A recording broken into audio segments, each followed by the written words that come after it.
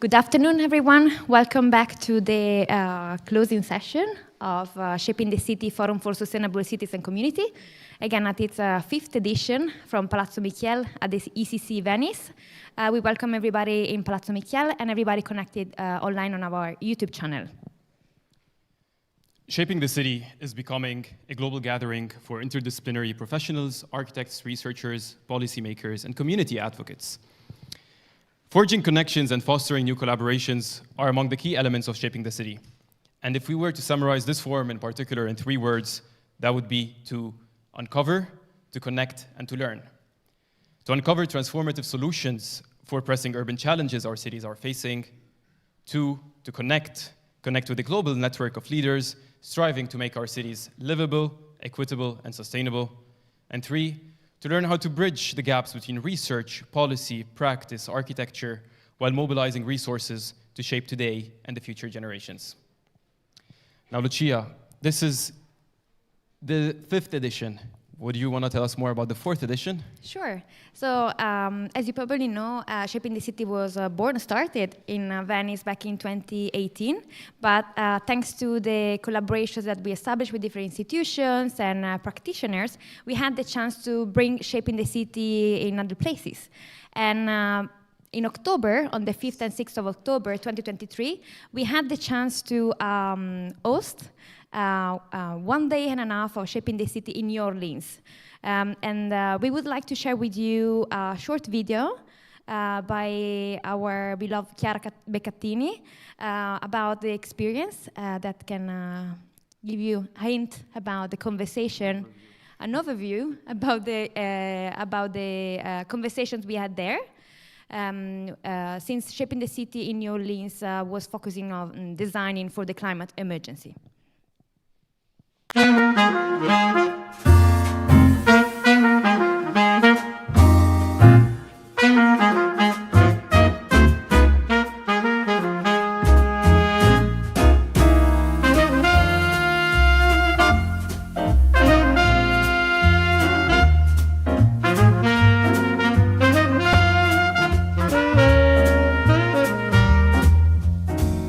The 4th edition of Shaping the Cities, Forum for Sustainable Cities and Communities, takes place in New Orleans and reflects upon designing for the climate emergency.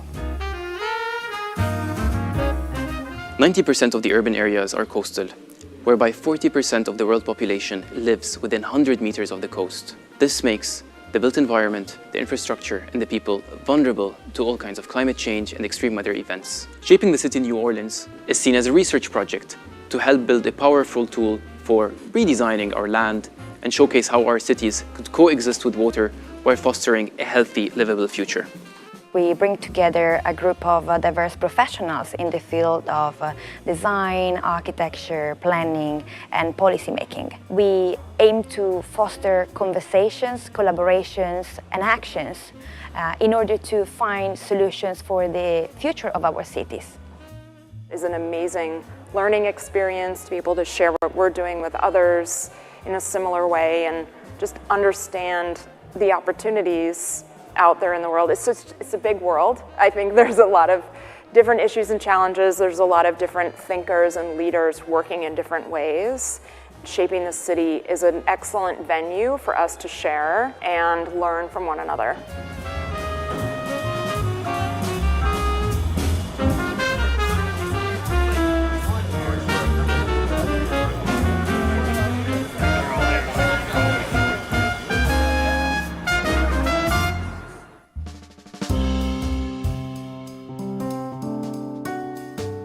Shaping the City in New Orleans looks into 3 different subjects and 3 different topics this time. The first one is a comparison between Venice and New Orleans. We want to understand the differences, the commonalities, and the other similarities that exist between these 2 different low-lying cities that are facing extreme weather conditions. And the second discussion that we're going to have is titled Catalyzing Urban Climate Resilience. This panel looks into water-sensitive design, restorative solutions, waterfront regeneration, and other architecture and urban planning solutions that aim to bolster our cities against climate change. The third panel, titled Environmental Justice and Climate Change, looks into the displacement of people and the migration due to the climate emergency. In this panel, we are delving into the spatial justice, inequity, and social inclusion of people related to the climate change emergency.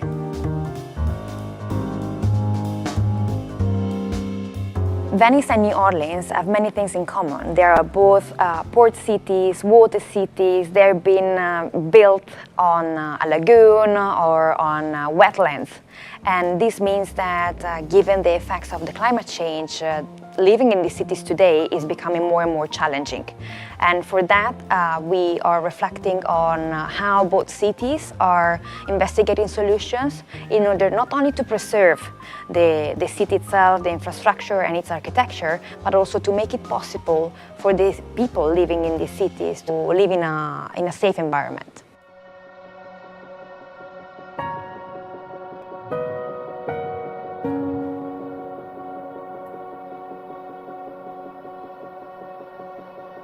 We are in a liminal moment where the coastal cities of our continents are in a crisis. What are we going to do?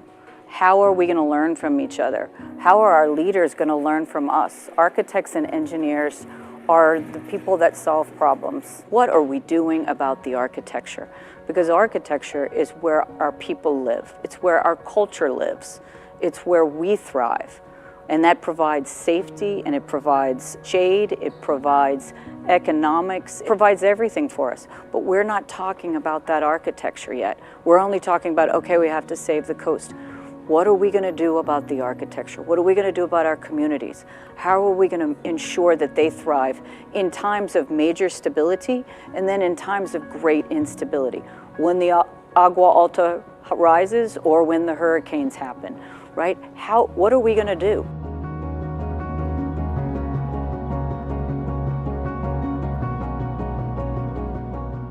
Worldwide, we are facing enormous challenges like climate change, very urgent, very complex, that apart a global response, we need also local action. It's absolutely essential to think about local culture. The life of a project belongs to the community that it's in, and so projects need to reflect those people. We need projects to be high-performing and beautiful. We need projects to be based in science and imaginative and creative. There's space and room for both of those things in one place. I think there is opportunity and space for beauty and creativity and imagination in every project, and we shouldn't avoid that to ensure a project performs, but we should find solutions that do both, and we seek to do that.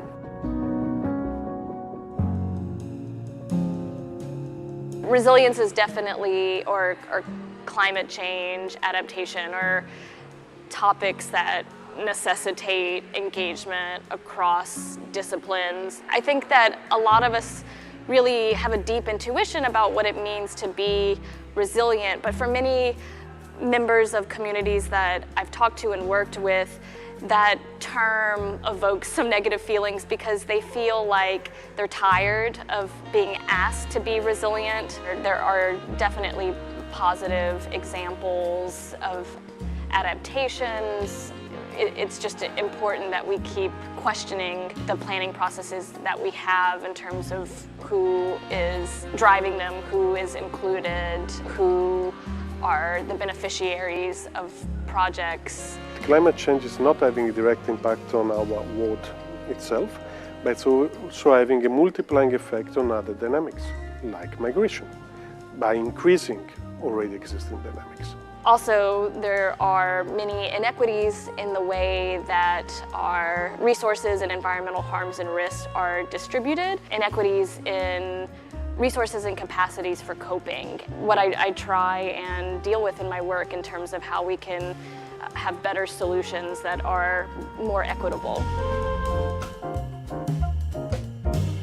Academia can play a fundamental role both in trying to better understand the problem that our society, world level and the local level is facing, and also in dialogue with other stakeholders, policymakers and practitioners, and the local communities, trying to understand which are possible solutions that can be put in place.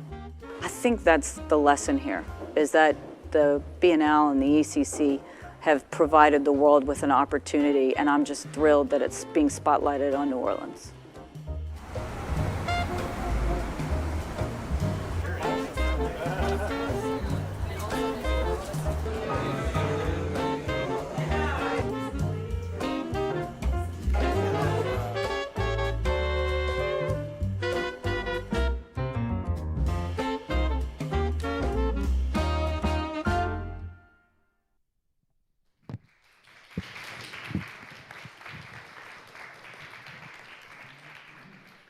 So shaping the city in New Orleans would have never been possible without the support and the help of our local partners. And for that, we have here today Terri Dreyer, founding partner of NANO Architects, who made, together with their team, everything possible in New Orleans. So to introduce Terri, Terri is an architect, a passionate community leader and advocate involved in multiple local and national organizations, in addition to being co-founder and managing partner at NANO in New Orleans, where she served as AIA president in 2020. Prior to NANO, Terri worked in London for HOK and served as adjunct professor at Tulane University. Welcome, Terri. Hi, Terri. Can you hear us?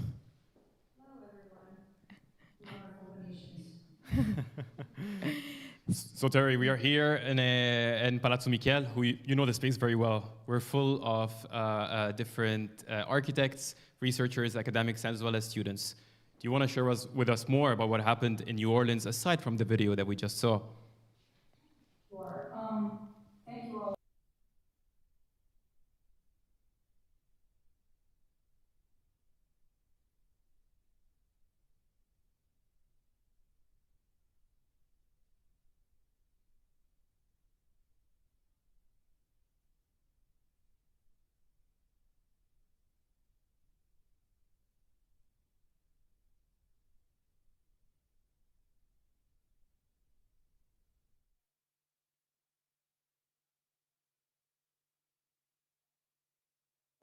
To talk about the issues surrounding our coastal cities and our migration cities for the United States, but it also brought in policy leaders.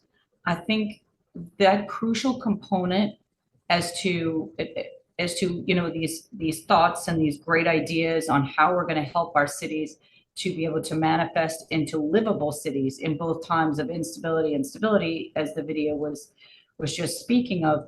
But it also brings in the policymakers. There's a certain amount of people that there's people that do the work of putting together the funds available, what is going to be the focus for our global community. Those bringing together those people and our idea people, our wonderful architects and designers, is crucial, that everyone's at the table.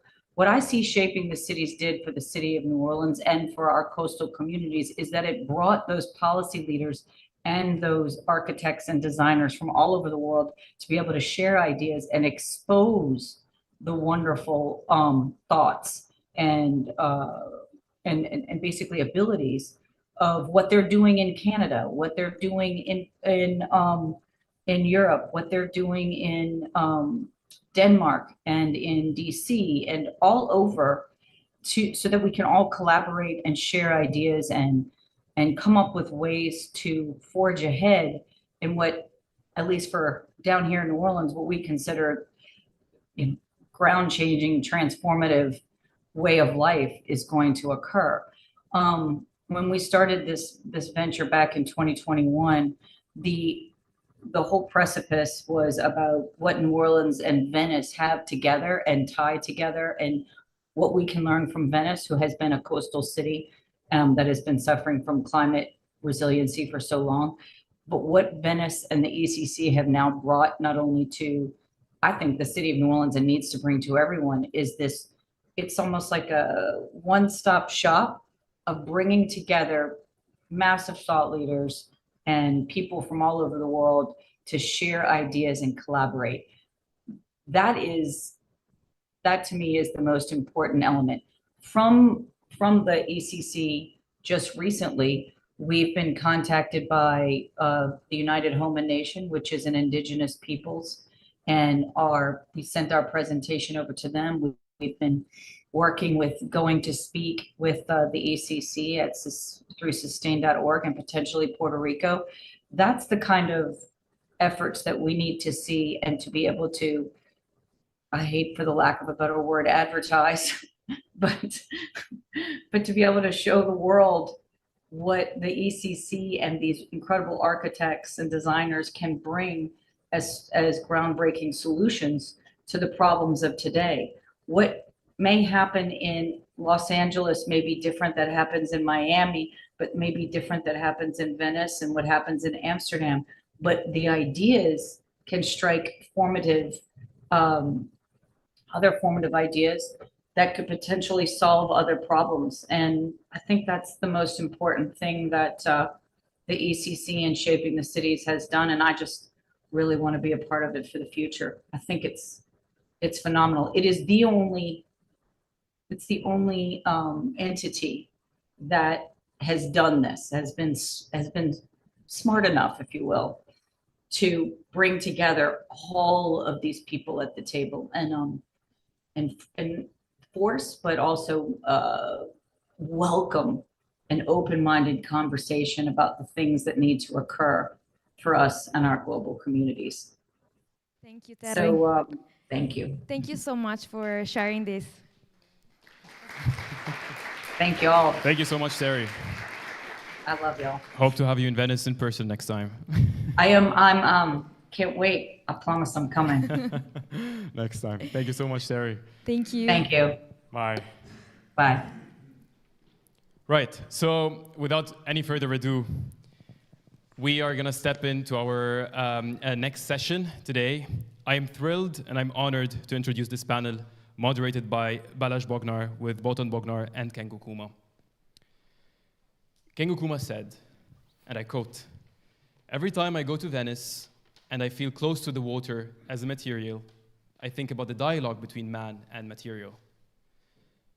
This session is a conversation between Kengo Kuma, Botond, and Balázs, focusing on Japanese architecture, specifically on Kengo Kuma's philosophy and sensitivity, translated into a wide array of alluring work from all over the world.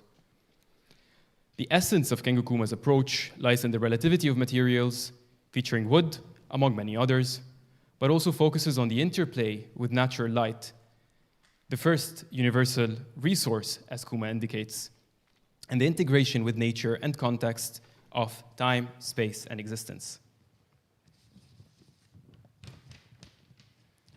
Now let me introduce you to our panelists.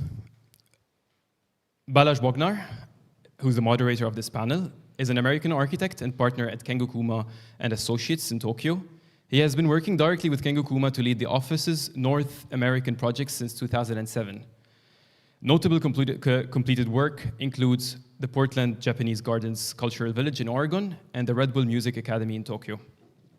Our second panelist is Botond Bognár, is a Hungarian-born American architect and an internationally renowned scholar of the histories and theories of Japanese architecture and urbanism.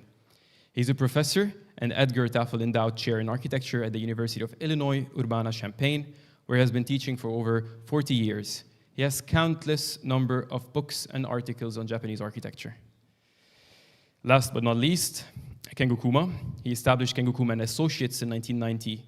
He is currently a professor emeritus at the University of Tokyo after teaching at Keio University. Kuma proposes architecture that opens up new relationships with nature, technology, and human beings. Notable works include the V&A Dundee Museum, the National Stadium in Tokyo, to small experimental tea houses. Kengo Kuma and Associates have more than 100 ongoing projects in 40 different countries. Now everyone, please help me welcome our three panelists to the floor with a big round of applause.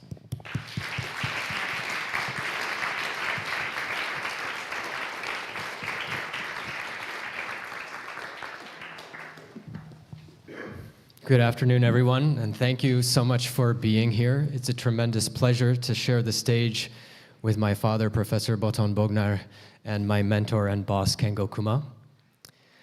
First, we'd like to say thank you to the organizers, to Hadi and Lucia and the ECC team for making this happen, as it's an incredibly important conversation. We hope to raise questions just as much as thought-provoking ideas. What you can expect in the upcoming session is a broader context and overview by Professor Bognár, leading then into Kuma-san's commentary about the way in which we approach architecture and the myriad relationships that it opens up. Afterwards, we will engage in a little bit of conversation on the questions that hopefully lead back to the broader topic of the symposium, after which we will open the floor to questions. With that, I pass the floor to Professor Bognár.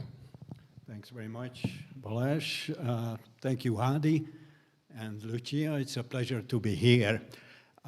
Greetings to everyone, and special greetings to the representatives of University of Illinois here. I know they are here, our director, faculty, and especially the students. Today's theme here, what we will be discussing, is Kengo Kuma's architecture, his ideas of architecture, and the city. However, my role here is to give a background of his work, what's going on in Japan, which is changing, meaning the architecture, and this is what I'd like to outline briefly before I would pass the mic to Kuma-san. So this is back to nature. Let me see if I can forward this. It doesn't seem to work. I am pressing the yellow one, but okay. Well, it went, could we go back? Yeah, that's right.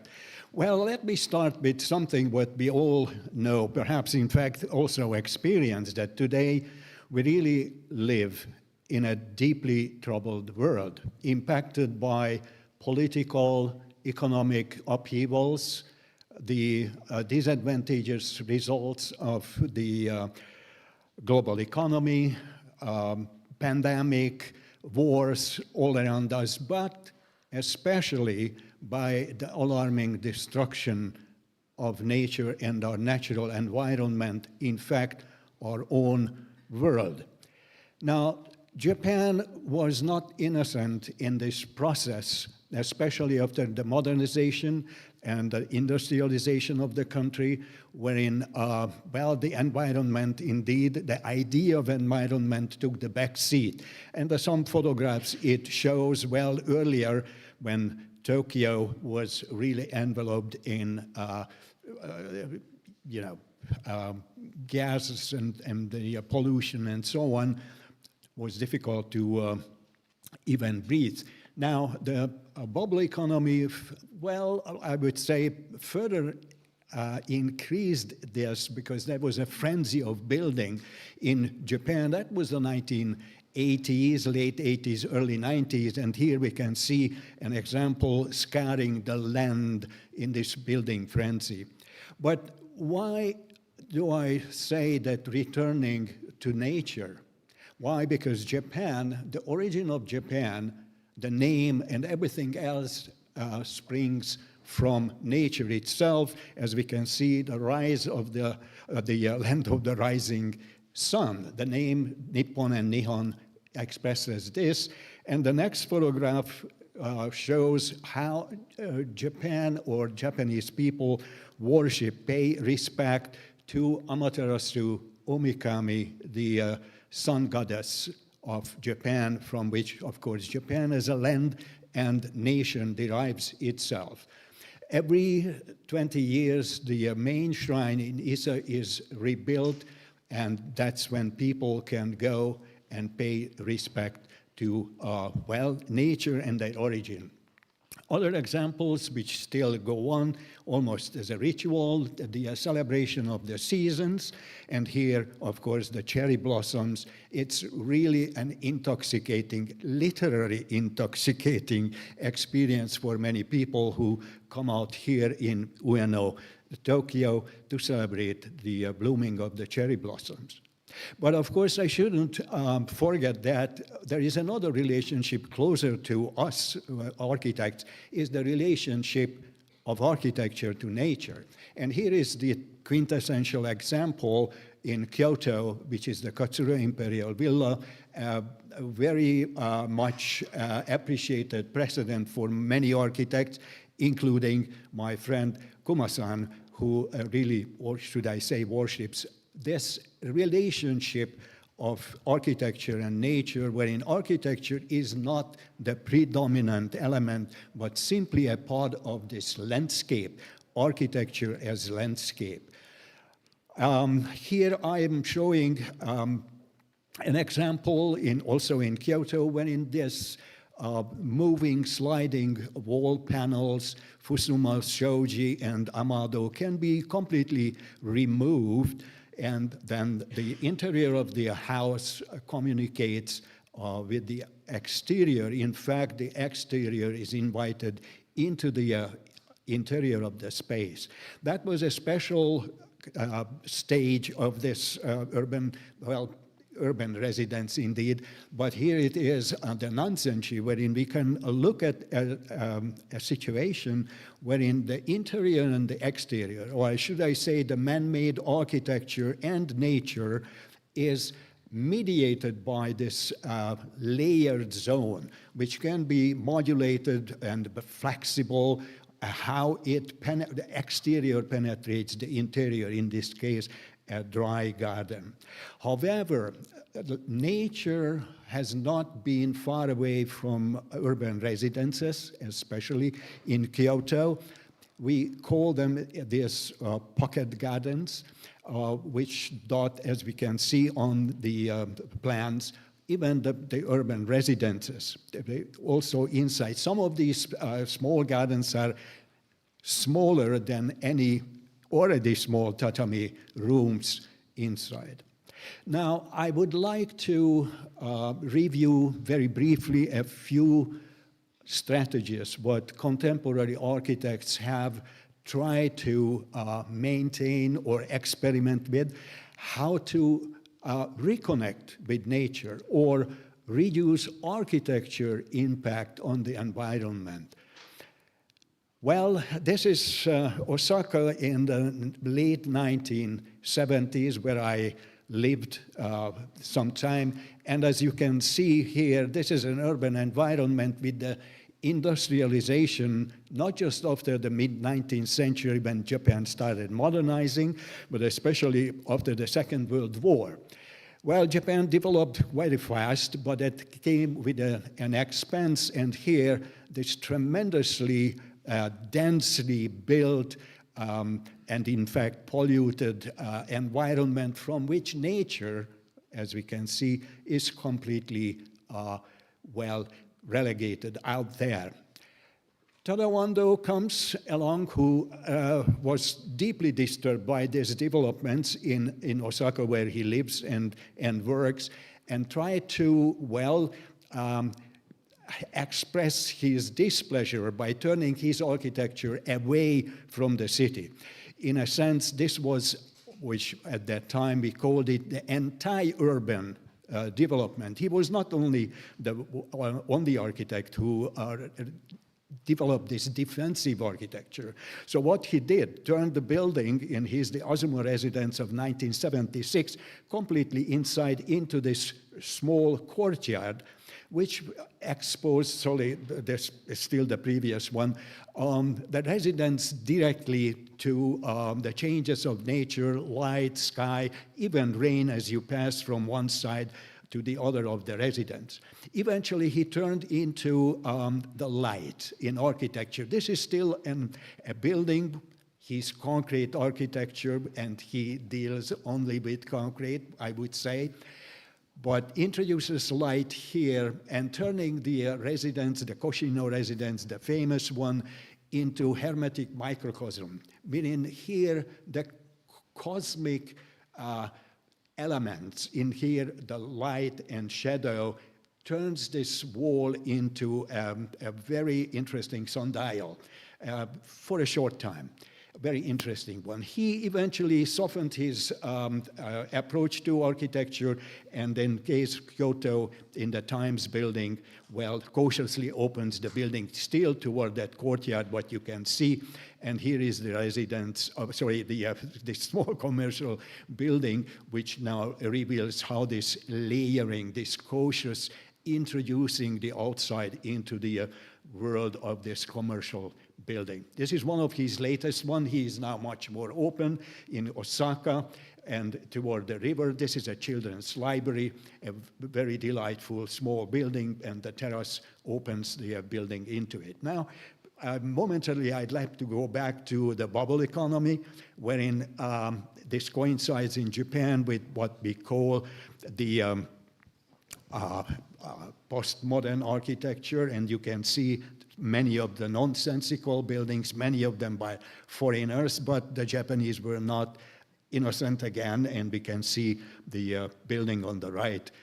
Mainly here, the issue was for the flashy images of the building. Some of these buildings had very little useful space inside. Everything went for the flashy images. But this has changed because a bubble economy, the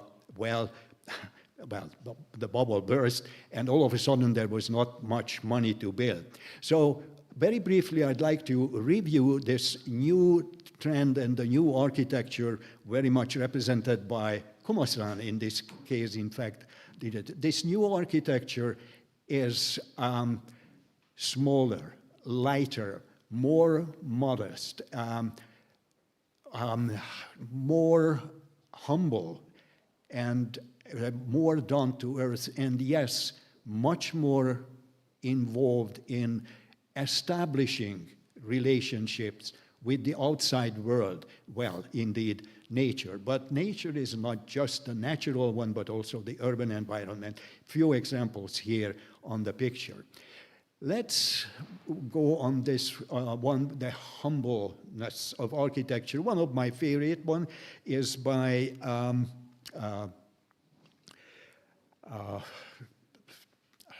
what is the Taniguchi-san, yes. And this one is the Suzuki Memorial Museum in Kanazawa, a beautiful, wonderful, meditative space. Here it is another view of this. Whoops. Now, I'd like to introduce one of those schools, which we call the white school. We will discuss that white is white because everything, of course, is white, but there are more to characterize this architecture than just the color. And here, this one is So Fujimoto's. There was an exhibition in MoMA, which was under the title of Toyo Ito and the Constellation in Japanese Architecture, reviewing their work, which is the White School. And that includes Sejima, Su Fujimoto, Ryue Nishizawa, and so on and so on. Let's see what and how they approached that. In 1984, Ito devised his own house, which was the Silver Hut, which is one of the lightest, almost no material kind of architecture. Hardly any material used, but if used, it is all readily available, commercially available, small. The interesting thing here is the silver hut. The silver is referring to the more contemporary, the metal, and of course there's the more construction today, but the hut refers back to a primitive state of architecture. More about that later on when we discuss Su Fujimoto. This architecture reaches its epitome in his Sendai Mediathek, which building is carried with 13 lacy shafts, nothing else. All vertical circulation is within this shaft. And on these vortices, the space flows freely. That's new, almost nothing. There are the 13 shafts, the enclosure, which is only glass in this huge box, and then the flowing space on the platforms of 8 floors. Ito's disciple, Sejima and Sana, provides something which is very similar, except Sana turns this paradigm of architecture inside out. And here in the Kanazawa 21st Century Museum, we see that the dots, or should I say the parts within this large 120-meter diameter glass building are the actual displays, or the museum proper. The circulation takes around this one and forms almost literally a small urban environment within this large building. Now, why is it white? And what else characterizes this architecture? Almost trying to reduce the material entity of the building or architecture to minimum. It's glass all around, metal, as little as possible, no joinery, almost nothing. In fact, even the structural entity or tectonics is relegated into the back seat. And for because of the non-hierarchical spatial arrangement, everything is white. Sejima especially referred to this white, this neutral color. Well, I would say, because of the entire building is dotted by spaces and small courtyards, it reminds me of this residence wherein, say, nature is included. However, in their building, interestingly, in these courtyards, there is nothing much of nature or green. Here is the 2006 building in Toledo, Ohio, following the same paradigm, a glass enclosure and then glass pods or even courtyards, what we can see right here, but empty. It is by way of the clear glass, which is the enclosure, it is the direct invitation of, say, nature inside the building. These are corners of the building. And then here it reminds me again, this condition maybe of the traditional residence wherein all the walls are removed. I don't want to say that when you have a glass enclosure, it's exactly the same as it is here, but similar. Well, it continues, and I will show a few examples. This one is the Rolex Center in Lausanne, Switzerland. What is interesting here is the paradigm is the same, as you can see it on the plan, but this building undulates over the land, releasing some land under the building. The interesting thing is there is a landscape inside the building, this undulating landscape. It's almost like a landscape design, not much nature even under the building, except of course the land continues. But the building itself is a large object, and here it is, to me, the controversy about this. A very interesting landscape inside, but not much relationship with what is under or around it, physically and much as nature. Here it is. This is the building, an interesting one, but let's move on. And here is now a development is Ryu Nishinzawa. It is the Hiroshi Senju Museum, quite a lovely building up in Karuizawa. And this one, for the first time, introduces within these courtyards a little nature of the surrounding forest, which the building is surrounded by. Here is So Fujimoto, who in the House of Hungarian Music lifts this entire building, so to say, the roof, and dots it with more than 100 of these small pots up on the air. And what is a welcome development that many of these light shafts are now penetrated with the existing trees, meaning the building was designed around the existing trees, and this is something which is remarkable. They preserved the trees.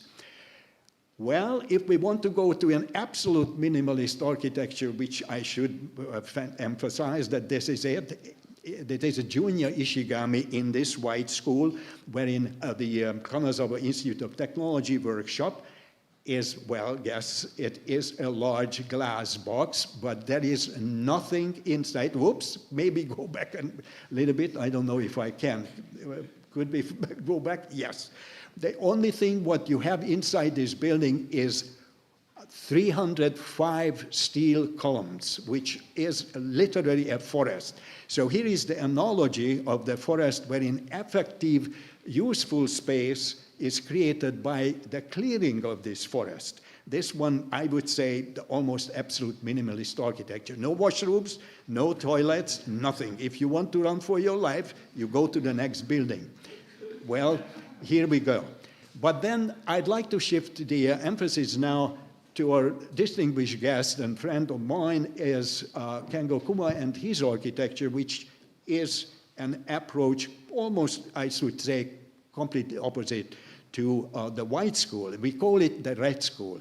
It's not my invention, but it is now generally known. Why is this color? Because the color of the material, what this school, especially Kuma-san, uses with respect for the tree and the forest. And here it is. Now, he started out his architecture with a very startling statement, I want to erase architecture. And this one is simply a statement that he wants to reduce the impact of architecture on the landscape. And here it is, the first one, which is an observatory in a small island.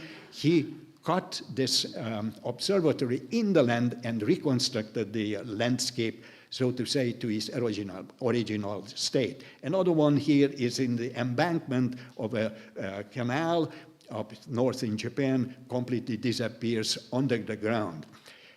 Well, Ando follows this kind of paradigm of architecture on Naoshima, what he owns literally. And here the Chichu Art Museum, which the name carries that, is completely underground. It's almost like a cave-like architecture. Back to cave, maybe. The building is lit from above by skylights and deep light courts. Now, cave. Here is Junya Ishigami, 2 years ago, a building, literally, he carves the building. This is a residence and a small courtyard into the very hard land, and it is really back to the cave.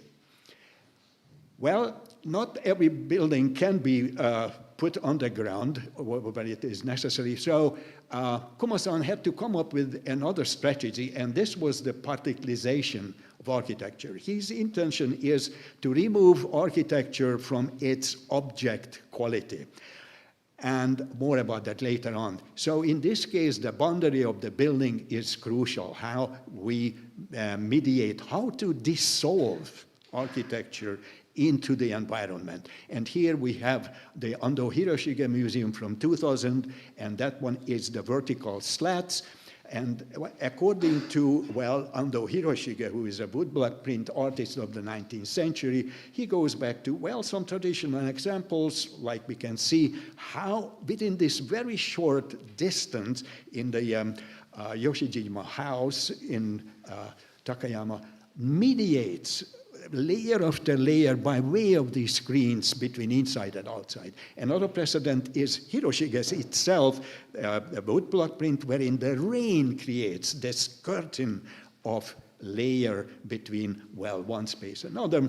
Here the wood is used in the Wood Bridge Museum in Yusuhara, way back in a remote area in Shikoku. What is interesting that many of these buildings by Kuma-san and many contemporary architects are in small places to revitalize the economy there. So let's see how this building is related to the local community, local craftsmanship, what he uses very often, revitalizing, well, the livelihood of people and not just architecture. But here it is, the reference back to the Todaiji Temple over in the South Gate reminds us the same bracketing system, what he also uses. Closer here in Europe is Grün, wherein in South Germany, he builds the meditation space or hut, wherein this whole building looks like a nest or a woven kind of boundary of the building, very calm in the forest. very interesting, very favorite of mine. Reminds me again of Nansenji and this mediated environment between inside and outside. It is that zone. It now results into something which is a traditional technique of in Japan, wherein the entire building looks like a fuzzy, what Kuma-san refers to like a cloud. Although again, to me, it reminds me more of a nest. This is structural, by the way. So this is interesting because it's not just an envelope here, but it also is a zone. It is not just a membrane, it is a distance. And so it is also a structural one, and on the lower right one, you can see how the internal grassy area is brought into this inside. Additional materials, we are talking about the richness of materials. That's the forte of Kuma-san. And here we are seeing dry reeds and dry branches of trees. One is in Japan, the other one is in Paris on the right side. And here is another one where in stone, another natural material is used like a curtain. This one is a private residence. And what is interesting in this checkerboard curtain that is flexible, suspended on a metal chain, and creates this light and shadow effect within the spaces as the exterior is brought into the interior. And here other examples, one is in Shanghai and the other one is in France, in not Aix-en-Provence, but other part of France. Now, this is the effect which is called in Japan the komorebi, which is the sunshine shining through the foliage of the building. And then in Aix-en-Provence now, Kuma-san has built a small pavilion, indeed, in this artistic community, which is called komorebi, seen on the right side. Well, we go to Tokyo. This one is the Nezu Art Museum, wherein bamboo is the main material. Here we go, and this is built to an existing beautiful garden. Here is the approaching path. Again, it's a long one, bamboo on the left and the right side. One is manufactured, the other one is lively or alive. Here is the relationship with bamboo panels on the ceiling. And now we are going to adobe. And this one is another going back to the local community in South Japan, wherein this wooden Buddha is built with the enclosure with adobe. And this one now brings me back to that strategy wherein Kuma-san's architecture now touches base with the vernacular. And I'd like to see a few of these buildings, wherein, back to you, Suhara, the building here has a thatched louver system, which can also be opened and ventilate the space inside, what we also see on the left side, and the the drawing on the right side show how the mechanism works with this louver system. Going back, this one is a charred wood building in Yufuin. Going further, and now perhaps some of the disciples here is, what is it, Hiroshi Nakamura? That's right, you know it better than I do. Hiroshi Nakamura, who is a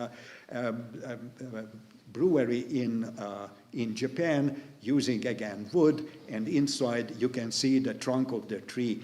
It is this rustic architecture which characterizes his architecture.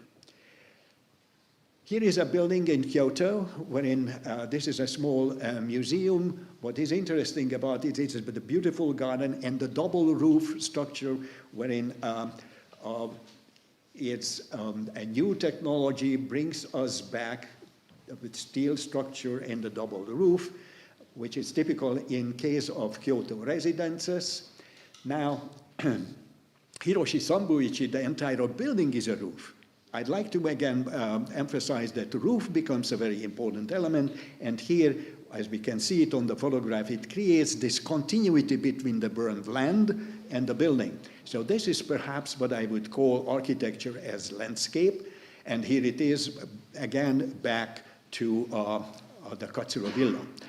And then here it is, a prime example of that, wherein we talk about the Portland, Oregon. The building simply dissolves in this landscape. We are looking at remote photographs, and this is the famous one wherein the buildings recede. The second roof over that is planted with the local sedum, and it makes the building even further disappear, blends into this landscape. The jagged outline of the building is like Katsura Villa. It is the flying geese, what they call ganko. The building with this zigzagging boundary blends the landscape into, well, the architecture, or the architecture into the landscape. Well, the other one is here in China. That is the China's Academy of Art, and there is this museum there. Again, the building by way of the roofs recedes up the steep landscape. But what is interesting about this building, that the roof are all tiled, and these are rescued, so to say, from existing building. They are all used and rebuilt, revitalized, so to say. So one can ask that what is the nature of nature? First of all, that in nature everything is recycled, unlike in architecture or in our life. Now it can certainly give us a moment to rethink, reuse, recycle, renovate, rebuild, reconnect, tsunagu in Japanese, or repair. Nature with architecture or architecture with nature. This is a two-way path. And here it is. Well, let's go back. Here it is under in 2000, wherein he rebuilds that scar of the land with a landscape design and architecture. Then in Japan, as so often after the disasters, here it is, well, one is the ruined building. The other place is in Minami-Sanriku, which is devastated by the tsunami. And Kuma-san's efforts here is to rebuild the community as well. This is not just the building. It is rebuilding the community and the spirit of community. Shigeru Ban has made his name very famous by way of his paper tube architecture, which is not as much paper. This is really quite solid. But here in New Zealand, after the 1911 earthquake, this is a church, what he built for the community. And they liked the building of this temporary building so much that it became permanent now. But here is, again, Kuma-san, who as early as in the very early 2000s, rebuilds a museum of a painter in Japan using the material of the previous building, the residence of the building for this new building, and also retaining one small part of the building inside. Again, back to Hiroshi Nakamura, and this is the building wherein every single piece is reused from demolished or dilapidated buildings, including the north facade, which is all window. It's a collage of windows, a tapestry of windows, and it is really vernacular and rustic and out in the middle of nowhere. It's an brewery, by the way. Now, going back to Shanghai, this is Kuma-san's Beijing office, wherein the Hutong residence, which the Chinese started to demolishing under the aegis that this is not modernization, but it is now rescued. And this is Kuma-san's office. Here we look at pictures with the screens meditating inside and outside. This one is in France. And when in the new development along the river, here rescues a storehouse or a store building which now is turned into a museum. On the right side is a music school. Let's see what it is inside. This one is showing the building from outside and the roof, and on the right side how this brick and concrete building has been appropriated into the new facility. And then back to China. This one is the shipyard, the 1970 building. When industrialization goes out, this was decommissioned, and then this new development, well, what to do with this building? Here it is, Kuma-san turned it into a cultural center, a commercial center, and a new building. And let's see a few photographs on the, obviously the previous one showed the building on the construction. Here, the building again on the left side, and the new one on the inside. A fascinating building, contrast between the old industrial structure which has been retained, and then the new one. Facade, again, reclaimed bricks from the local buildings. And the last building I'd like to show here, it's a small one in Kanazawa, which is an old tea house, now turned into a restaurant, and then, well, back to history, back to culture. And this is a new building here with the wooden structure of the roof. And what you can see on the left side is, again, the Yoshijima residence from Takayama, and that shows the connection between the two. So it's back to nature, back to culture, and back to the future. And that's what we will be talking about a little bit more later on. With this, thank you very much, and I'd like to pass the word to Kuma-san. Thank you so much.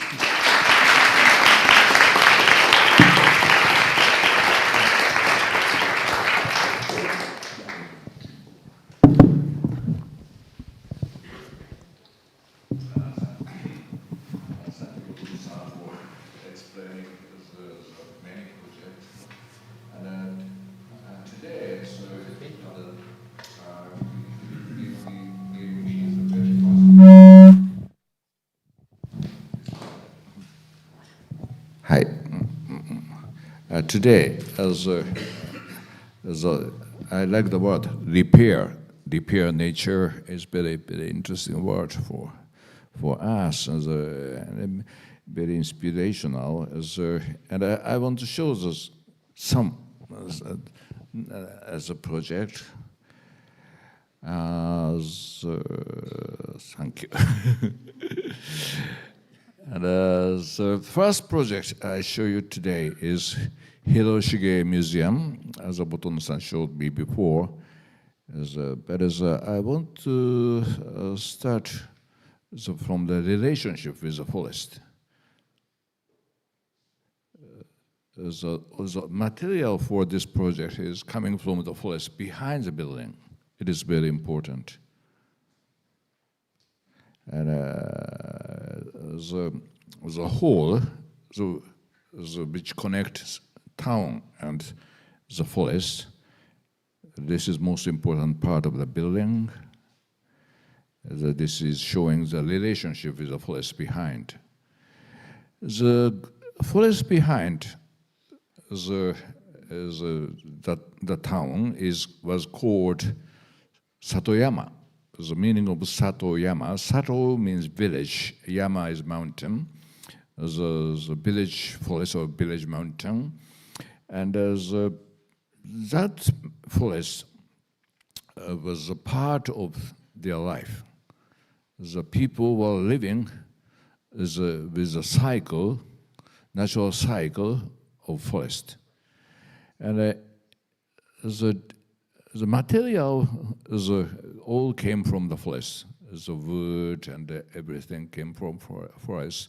But the most important thing is energy came from the forest, provided by the forest. We didn't have electric company before 19th century.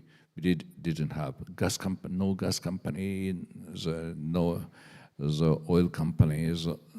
But we had forest, and then forest provided energy and material, and also the paddy field was always with forest, because forest gave the what's the heat as a livelihood. Yeah, from without forest, the people could not have paddy field, and rice also came from the forest. And then they always built the shrine at the edge of the forest. Yeah. Yeah, once is yeah, it is a you see the shrine at the edge of the forest. Yeah, it is always they had shrine, because shrine was sending the message to the people. So without forest, we can survive. It's a very, very strong message of the shrine. And the shrine is a kind of religious building, but at the same time, the shrine is part of their life, and shrine was teaching sustainability to the people. But in 20th century, the relationship with forest was forgotten. As all materials, all energy came from the city, and then the people have forgotten the shrine. It's a very, very pity. And actually, the shrine behind our Hiroshige Museum was abandoned. It's now the ruin. And the one goal of this project is reconnect the relationship with the forest. And we cut the building to create the whole. So the whole is directing the ruin of shrine. And then this is showing the whole, the directing shrine. And material-wise, so we try to use the material from the forest. So it is a kind of old system. And the concrete is very, very popular material by the Japanese architect, and Ando-san showed the beauty of concrete. But as I try to go back to the natural cycle with forest and village. And those are the details of the building. And interior, we also try to use local material as possible as can. Rice paper, screen, and rice paper was produced by the local craftsmen, and also the material came from the forest. And also we found the small quarry, the stone was used for the floor. It is part of the natural cycle. And as design-wise, we try to create the layers, and the Botond-san explained about the layers, screens, and the layers. Creating layers is also important in Japanese design. And each element is not so strong. Compared with the concrete, every material is very thin and light and fragile. But by the layering, so we can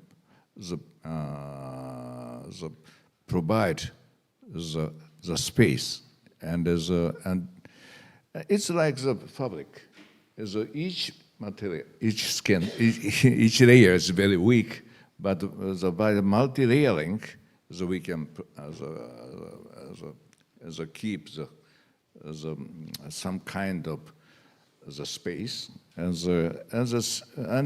architecture and fabric are following the same system, layering system. And aesthetically, the creating layers is also creating the sense of privacy. And as a Japanese house is open, but also at the same time, we are enjoying some kind of privacy. And our bamboo house actually it's a small hotel in China. So we try to show that kind of system in China. At first, we tried to preserve the original topography of the place. We didn't want to cut the tree as possible as can. And this is showing the relationship with the Great Wall. And following the topography and using the local material, this time bamboo, as creating the layer and to create and this is a tea house in the center of the house. So we can enjoy the relationship with nature. It is protected by the layering, but also we can feel nature from this small tea house. And this is a project in Italy, in Milan. We built this small pavilion with students and carpenters. And as we learned the joinery system, and the Japanese carpenters taught us this method. It's a joinery system without nail and without the glue. Because the Japanese carpenter knew the metal is not strong, because the life of the metal is not so long as wood. So wood can have the longer life, they knew, and they didn't use the metal. And our students really enjoy working with carpenter. And we, after going back to Japan, we decided to apply this system to the permanent building. We tested in the university, this wooden structure system. And we built the 3-story, 10-meter high building by the same system. This is the interior. The thick as a column. Only the 6 centimeters by 6 centimeters bar are supporting this as a transparent structure, and also the same system is used for creating the box for show as an exhibit, and furnitures and the exterior and interior are all integrated.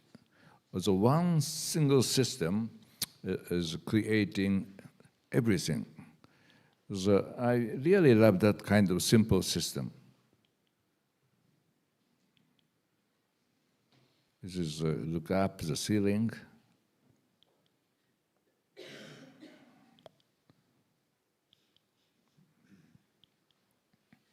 And this is the bridge, the wooden bridge, coming from the same system. And we don't want to use as a big scale. The scale is very important for us. The scale is very much related with wood, because concrete has no limit, because we can build any big building, any big columns by concrete, no limit. But wood has a limit, always has limit of length, limit of the the diameters. That kind of limit is very important for us. And naturally, the wood can give us the intimacy, and the intimacy is important for Japanese city. So before 19th century, the Japanese cities all made by wood, and naturally the intimacy was there. But in 20th century, the concrete conquered Japanese cities, and we lost the intimacy, we lost the warmness in Japan, and it's very, very sad for us.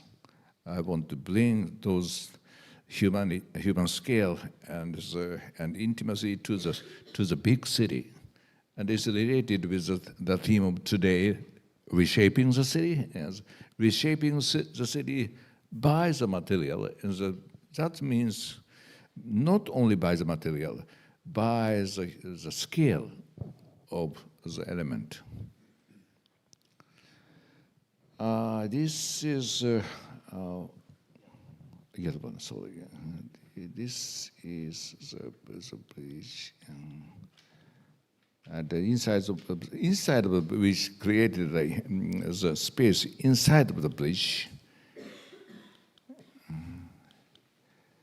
And also for the same village, so we found the beautiful the roof by thatch, and we applied this material to the facade of the small hotel. And it's a new use of this old material.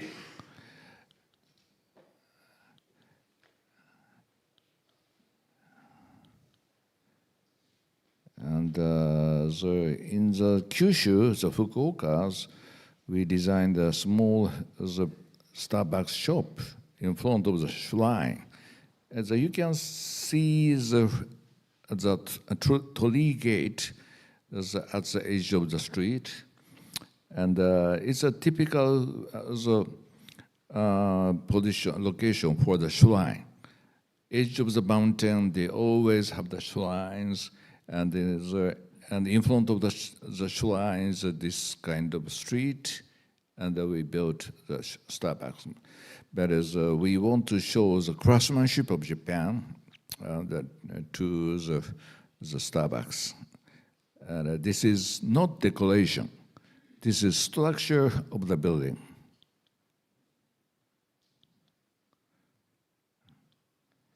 And actually, as a construction schedule, took 2 years. It's very exceptional for them. So they are upset at the beginning. Because every joint is very, very important to support the building.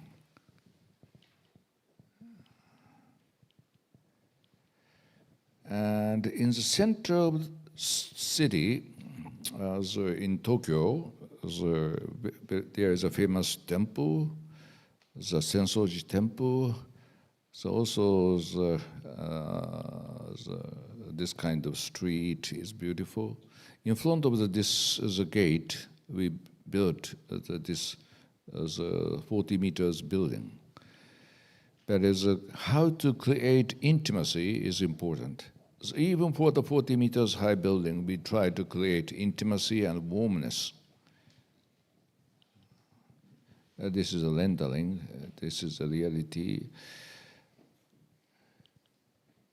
And what we did is a wooden facade, and each floor, so we can feel the sense of intimacy, and the similar space as the small wooden house. I was born in the small wooden house, 1-story wooden house. My house was built before the war, and this is the basis of my design. So my house was very different from my friend's house. My friend's house is a kind of after war the American type houses. It was very, very popular in Japan, but my house was before the war house, and with tatami floors, movable screens. It was very different from my friend's house. When I was a kid, actually I didn't like my house, but the life and the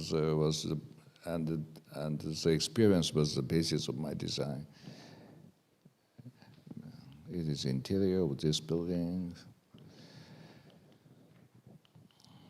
And as an Olympic stadium, we tried to bring that kind of intimacy as a materiality to the huge building. It's not a small building, but we tried to show the beauty of wood and transparency of wood for the facade. And also we tried to show the diversity of Japan. The wood we used for this building came from 47 prefectures of Japan. And actually the colors of the 47 prefectures wood are totally different. And if you look carefully, you can find the difference of each as of wood. And also the south as a part of the facade we are using this south part of Japan's wood. The Okinawa is the South Island. This is the South Gate, and we did use Okinawa's wood. And there's every direction is showing that as prefectures of Japan's. And the people, Japan was sometimes defined as a small island, but actually, even in Japan, we can find diversity. And diversity is most important as the nature of nature. And as we got the hint from this kind of building, layers of roof is good, is to protect wood from wind and as a natural light, and then can have the long history. It is a 7th century building. 1,400 years building, but still surviving by this kind of section. We apply this kind of as a horizontal layers for the building. This part of the building is open to the community. As a normal sports stadium is very much separated from the community. It's opens only in the for the sports event, but this part of the building is open to the public. And the people can walk here and also work here. In COVID time, it's good space for working. And also diversity is the basis of this design. The seat has a different colors, and then looks like full of the people, but actually no people in the COVID time, because Olympic happened in the 2021, and still the Japanese government decided to have the Olympic without the audience, and then no people, but looks like full of people. It's a big achievement of our design.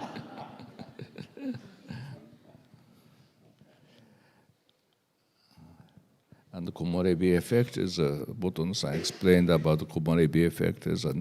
Sun can be filtered, and this is also, Komorebi is also such kind of sustainable design to protect the building from light.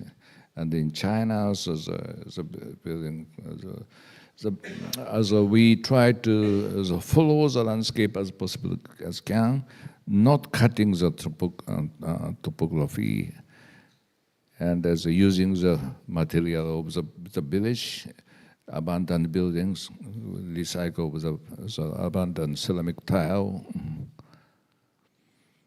And this is a detail to create layers and also create this kind of effect.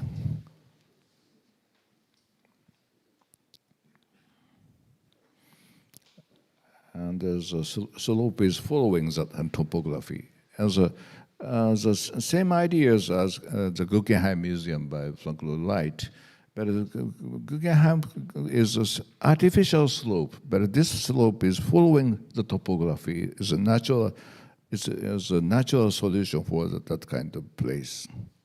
And in France, the project is a Botond showed,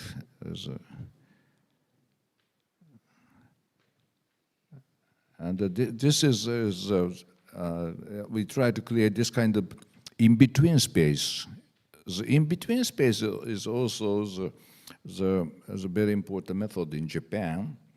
It is creating the harmony between exterior and the interior, and is also it's good for sustainable design.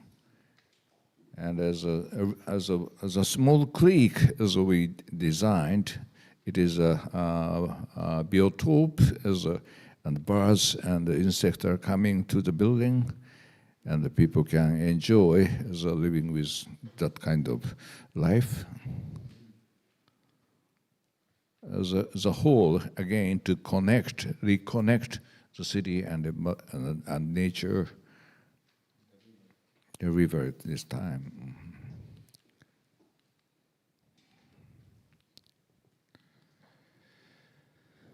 And the newest project in France is under construction project is Saint-Denis Pleyel Station. It's not small station. It's full the subways and the national railways gathers here, but totally covered by green, and totally covered by wood. This is it's a new use of material for that kind of big station. And it's the Portland Japanese garden also, the Botond-san explained, the merging into environment and open to nature. And there's Balázs can explain the project better than me.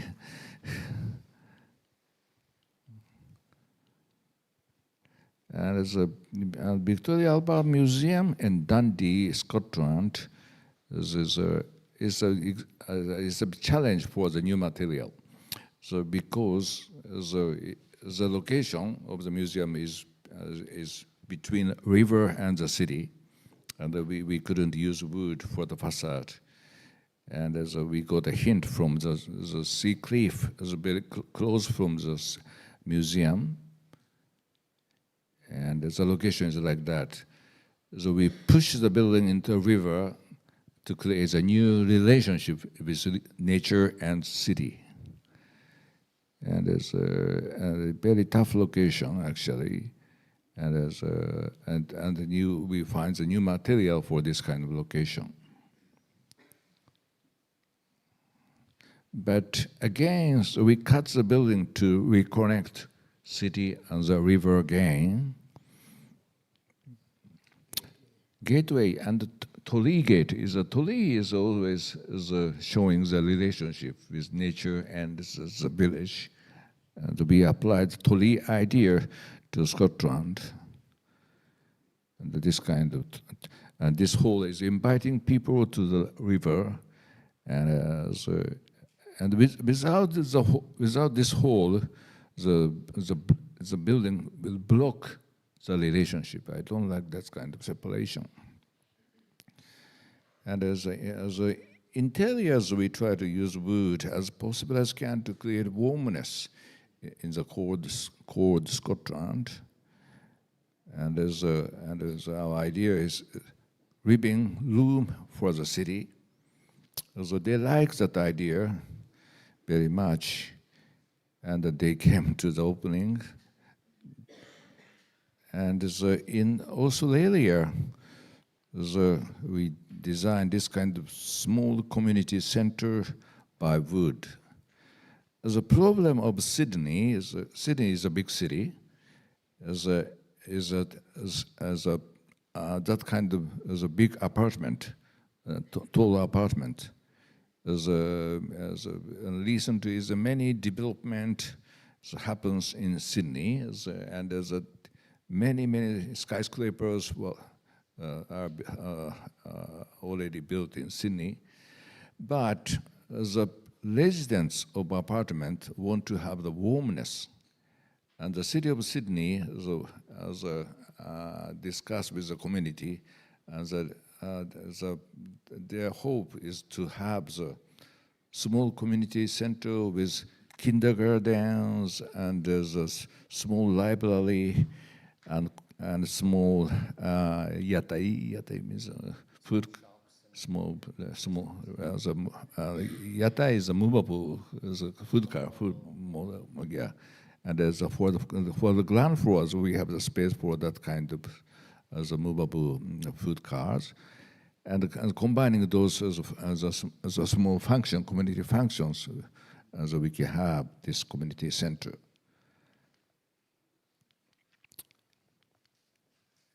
And the totally different from the skyscrapers besides the building, and the park and the community center is integrated like that.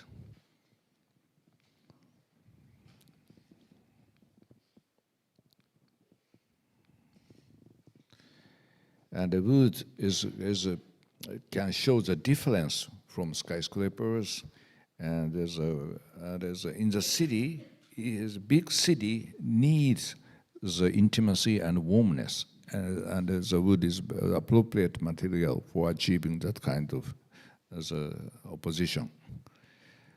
And this is a project in Turkey, and even the Turkeys, the people came to me. This city, the name of the city is Eskişehir, was a city of, used to be the city of wooden buildings. And actually, those buildings behind our museum all is made by wood. I was surprised. In Turkey, why wood? And they said, they cut the mountain. And before cutting the mountain, cutting the trees, this area was this area of wooden buildings, and they want to go back to the Osman period, and the Osman period, still the forest was there, and we are very happy to work with them.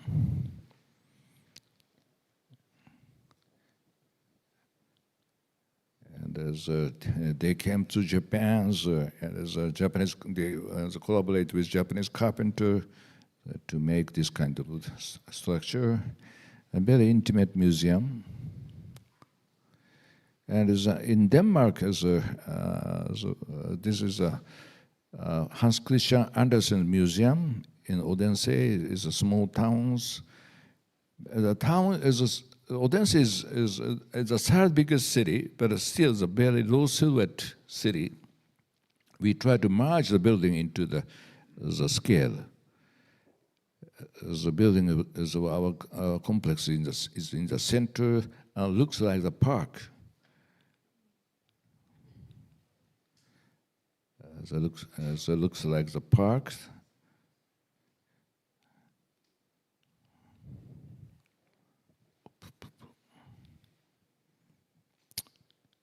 And the wooden structure system is different from Japanese wooden structure system. And the requirement of the building code of Denmark is use metal for the joint.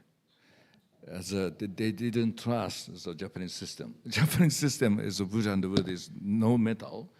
So sometimes using metal, but it's basically no metal. But as Denmark, as a building code, strongly require us to use metal for the joint.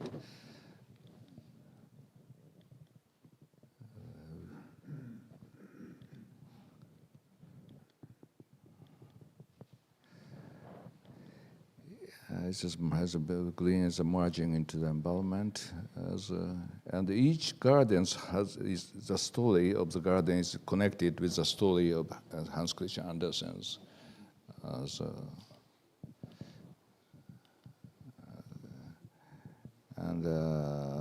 So this, this project is the newest project in France. This not the chapel itself. The chapel is a Romanesque building, built a 12th century building, and it's one of the national treasure of France. But the galleria in front of the building was destroyed the 19th century, and no photo remains, no drawing remains. And finally, the French Ministry of Culture of France decided to have the competition of the contemporary facade for the building, and at the same time, at the same period, they decided to rebuild the Tower of Notre Dame de Paris. It is totally preserved of history, and that they told me they want to show two different directions. One direction is preserve the history because they have the perfect document, but this case, no document, and then they decide to have the contemporary design. They want to show the two directions. It's very interesting as a solution. And we won the competition, and our theme is to show the materiality. The design is new, but the material is old. We decided to use old material to show the kind of the harmony of material. And the intimacy is also the theme of our design. The intimacy of the facade of the old Romanesque building is very, very delicate. We want to show the same kind of delicate scale for the new facade.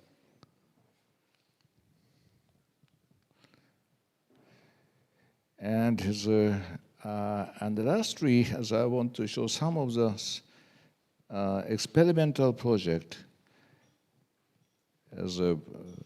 This is a Casa umbrella project. It is a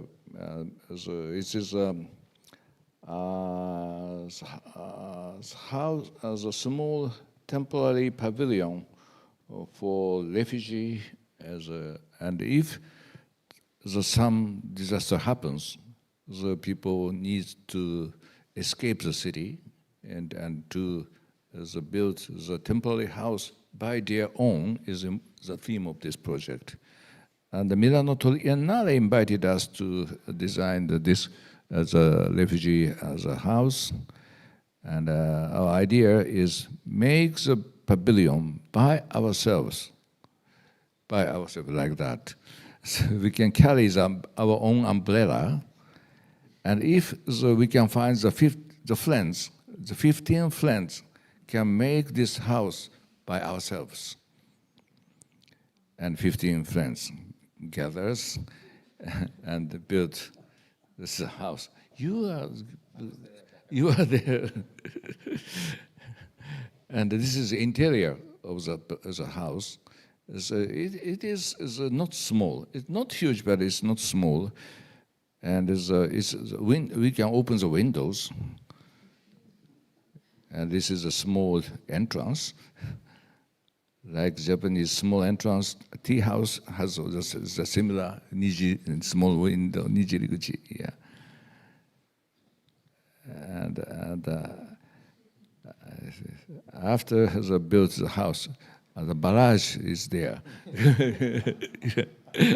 And they drink together after the completion of the building.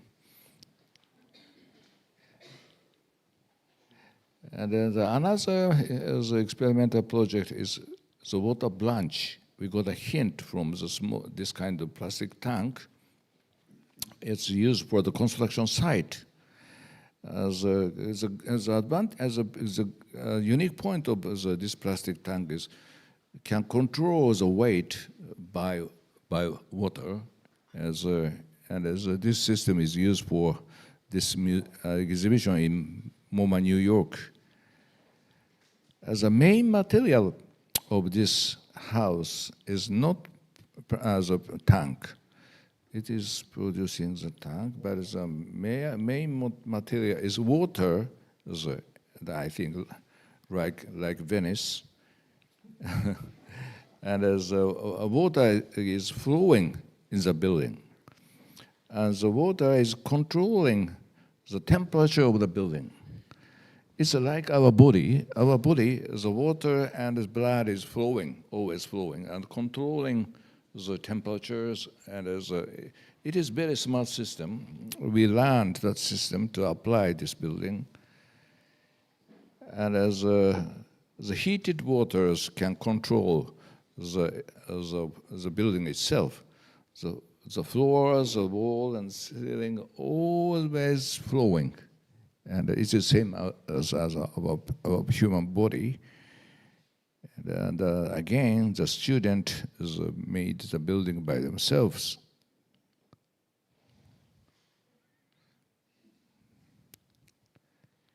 And this is the all single unit, the same as the other project. The single unit can make everything. The bathtub, kitchens, the bed is all made by the single system. And last project is the small trailer house by wood. It is a kind of proposal for new lifestyle. Sometimes we want to escape from the big city, but the metal trailer is not fitting that kind of escape, and we think, and the wooden trailer house will fit that kind of escape. And the impression of the wooden building is totally different from the metal building, metal trailer. Interior is totally warm, and as we carry this trailer house in the city, in Tokyo, and we found this as a good site for the trailer house. And we opened the small Spanish bar in here. This is not a big trailer, it's a 2.4 and 6 meters. But as 10 people, full of the people always, and the paella was here. Paella was here, and as it's showing the new lifestyle, it is the fixed concrete building is not fitting for our life, new life, and as and the movable, transparent wood as a structure can fit as the new lifestyle. Thank you very much.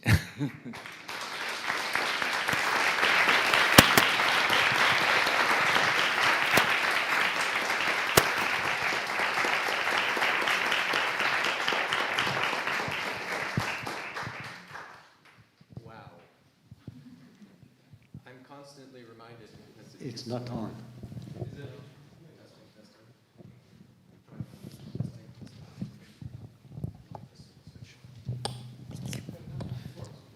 Testing. Okay, good. Wow.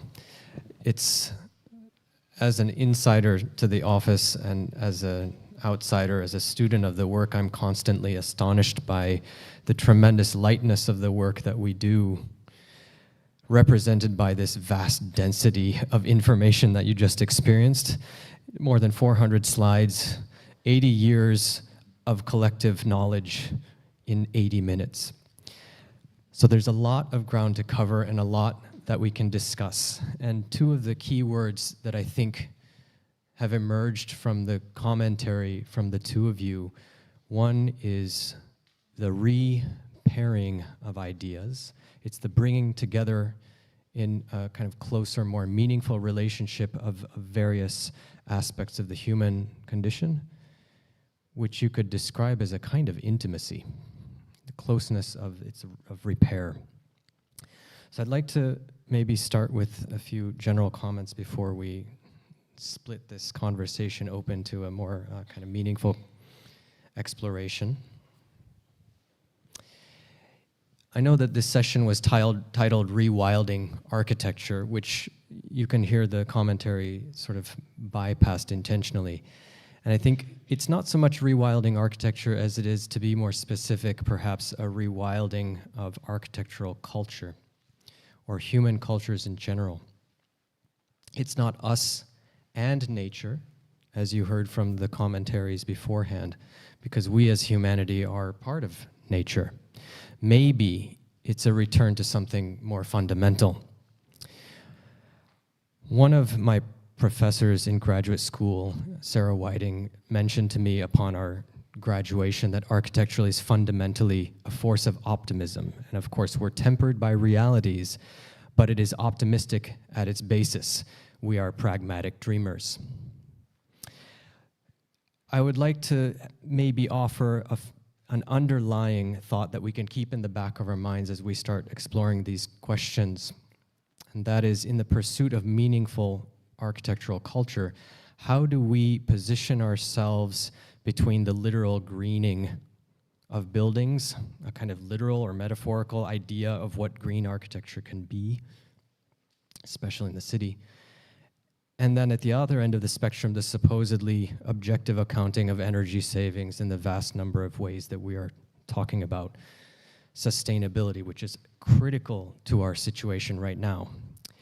But perhaps what we're discussing in the notion of repairing and intimacy is somewhere lying on that spectrum. It's neither the one that is kind of cartoonish nor the one that is fully analytical. Let's start maybe with some basics, and that is, what do we mean by nature? Or to be specific, what is the nature of nature, especially in the context of the city? And what is our role as architects in this situation? Perhaps maybe Professor Bognár, you can start, and then we can have a follow-up by Kuma-san. Well, yeah. I think today, by necessity, we are involved in the sustainability, and we know that the discourse is very often limited to the measurables, energy savings, and so many other things, which we know that, say, buildings use or pollute the cities by 40%. Which is the reduction of that is an absolute necessity. However, I want to broaden the discourse a little bit beyond that. So not to limit the measurable one, but all of those wherein nature is not just the green and so on, but it involves our own world, which is reality. And that is what is under siege today. Because I think with the, we are living in, and this partially deviates from that, we are living in a mediated world, and increasingly so. We are departing to the immediacy of being involved in what is our world. The materials, everything is mediated today. You can go onto the web and everything is there. But to me, it is almost disturbing. There's something that I see in the park, a parent going and pushing the stroller with the small kid, but the parent is going like this. Now, to me, that's a divorce and increasing, well, not just nature, but our own world. And I think architecture not just has the capacity, but the duty to bring us back. And that is exactly what we are talking about. So it's not merely the relationship with us to our relationship to nature is not just the visual, but it's the immediate involvement in that, which involves the totality of senses, the immediacy. So I'd like to mention that this brings us to the phenomenology of architecture, which involves us directly, the tactility. And I think this is that architecture we are talking about now. So nature is not just the green tree, which I genuinely love, but it's much more than that. It's our own world and reality. Maybe you can react to that, Kuma-san, with regard to how we approach many contexts, and especially when we get to designing in the city. What does nature mean to us? Yeah, as we can find nature from anything. For example, even the city is a wind is always the most important nature in the city, and how to bring the wind into the building is most important for our design. And for example, the Olympic Stadium's angle of each soffit is decided by the simulation of wind, and how to bring the wind to the building, and can avoid air conditioning for the building. And even in the artificial environment, we cannot control nature perfectly. Nature is always stronger than us. It's beyond our calculation, beyond our expectation. It is most important of nature. I fully agree with that. The elements, well, we talk about Boyary's vertical forest. It's wonderful, but I'm just wondering if it is just sometimes dressing. But you are absolutely right. There is the water, the wind, and all of those elements which broaden the definition of nature which we are involved. But we are increasingly either disregard it or there is a mediation. Well, we know about the high-rise buildings and the completely conditioned boxes. And maybe I should go to that area, what is, I know you have been dealing with, that we have been living in enclosed boxes, glass enclosed, curtain wall, air conditioned in there, sometimes not even that much light. That's an interesting theme potentially to pick up, because for the people sitting with us here today, you will have noticed that without exception, all of the projects that we showed from the body of work from Kengo, Kuma and Associates has a measure of porosity, a sense of layering and openness, which is perhaps paradoxical or antithetical to a sense of trying to protect ourselves from the harder elements of nature. So Kuma-san, maybe you can talk a little bit about the sense of flow and openness, whereas maybe human nature or the human response is to try to protect ourselves. And I'm thinking a little bit about the way that we approach architecture is very kind of particularized, versus say the modernist box, which is very, that kind of paradigm is really trying to resist.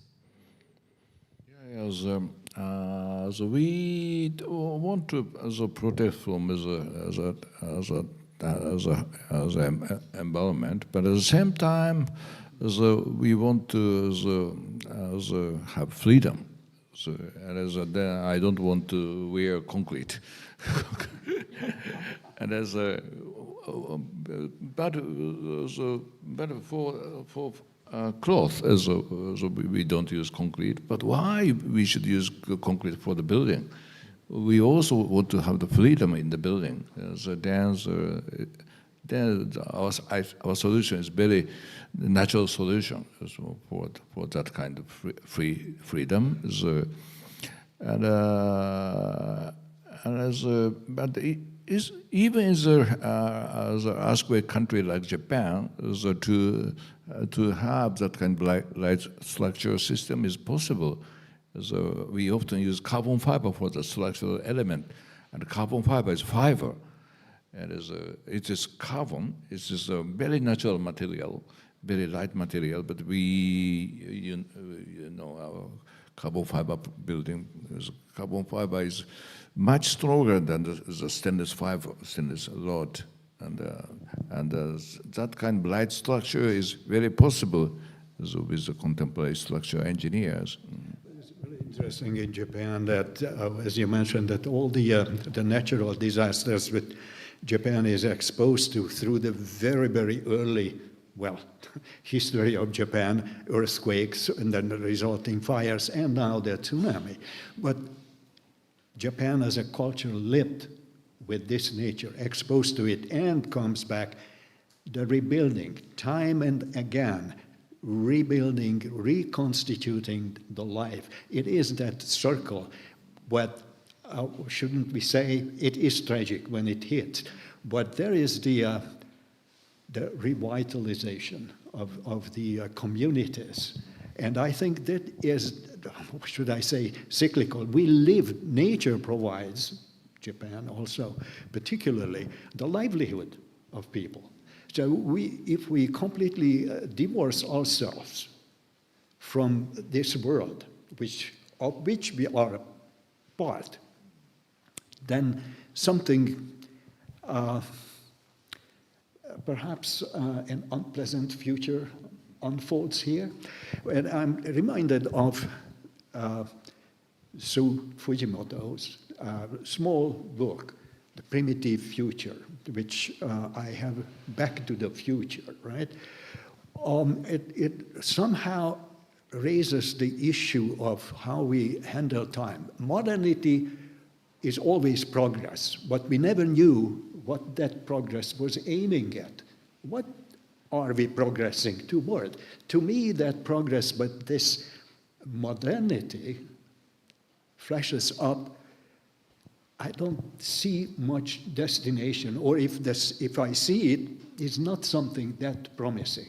If we divorce ourselves from the history and the culture, what has shaped us, then that future is not that promising. So this is the time wherein time may not necessarily just project forward, if that's the good word.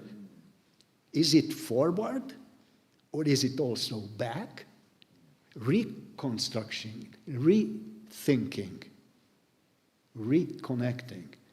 So maybe in this process of architecture, very often, we look at architecture as a build object, how beautiful it is. But architecture is a complete process from the inception of that, how it is built. It is a memory of the structure. And even when the building sees its demise, and this is the wrong word to me, because it's still the life of the building when it is unbuilt. When the Ise Shrine, well, the origin of Japan, is rebuilt every 20 years. It takes 8 years to build a building what you never see as a usual citizen. And it is also dismantled as a process. That's architecture. That's the memory of that. So I think this brings us back to the cyclical nature of a time, maybe. Well, I am reminded of that Japan still, the calendar is renewing itself. It is always according to the rule of the emperor. And so, at the time when the new emperor occupies the seat, time reverts back to zero. So Japan has two kinds of calendars. Now, let's go back to architecture, because that's basically important. And I think here in the time issue, the materiality is also a very important element. The material, the life of the materials. I'm reminded a little bit in some of the commentary just now that there is a paradox in the work that we do. There's a book that you wrote, a treatise that translates with a little bit of difficulty to English, and that is Makeru Kenshiku, which is the architecture of defeat. It's a sense in which we are able to be adaptable or flexible by being weak. And again, it doesn't translate very well. I would like to then take a step back where we talk a little bit about some of the more powerful, less idyllic forms of nature. You'd mentioned in passing a little bit about the seismic qualities of Japan. It's the most earthquake-prone and volcanically active country in the world. There's the sea level rise that is here and imminent at the doorstep of Venice. Does it make sense for us to talk about cities hardening in the face of such forces, or are there other softer tactics worth considering? And we talked a little bit about the repair of communities, the sustainability of culture, and this is a pretty interesting potential avenue for the commentary, but maybe can we talk a little bit about the adaptation to high pressure climate forces by softness, rather than just being hard and resistive? It's a uniqueness of Japan, because every 50, 60 years, Tokyo had an earthquake. There's a big earthquake. But after earthquake, sometimes tsunami, as happened with earthquake.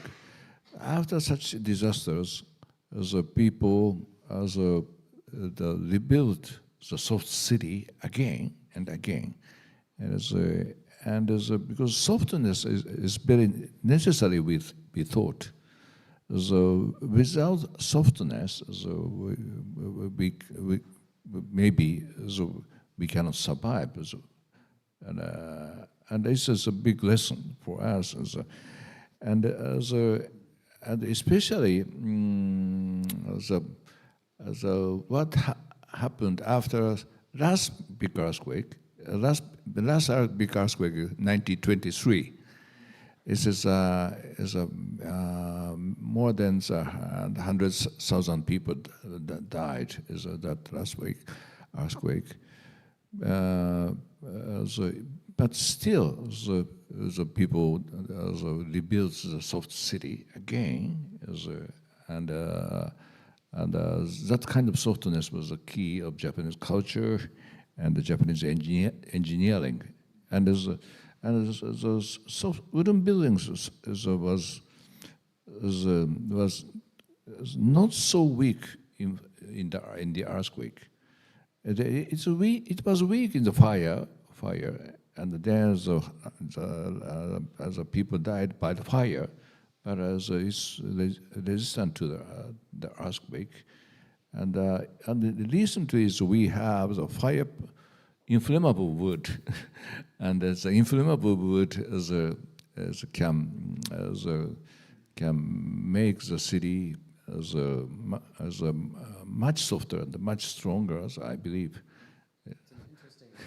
If you see some of the videos on YouTube from March 11, 2011, all of the skyscrapers in Shinjuku are basically dancing.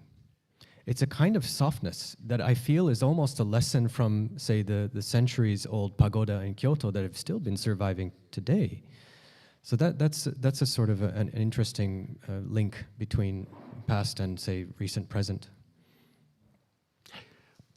There is another issue here which I have been, in this conference we are talking about the future of the cities. And that's quite right, because the majority of the population live in cities and so on. However, there is the Japanese example, perhaps not alone, wherein the population is shrinking effectively year after year. And that is real numbers. That's a social problem, it's an architectural problem, and it is an urban problem, because cities, including Tokyo, is being depopulated. So what is then the future of the city, and especially in terms of nature?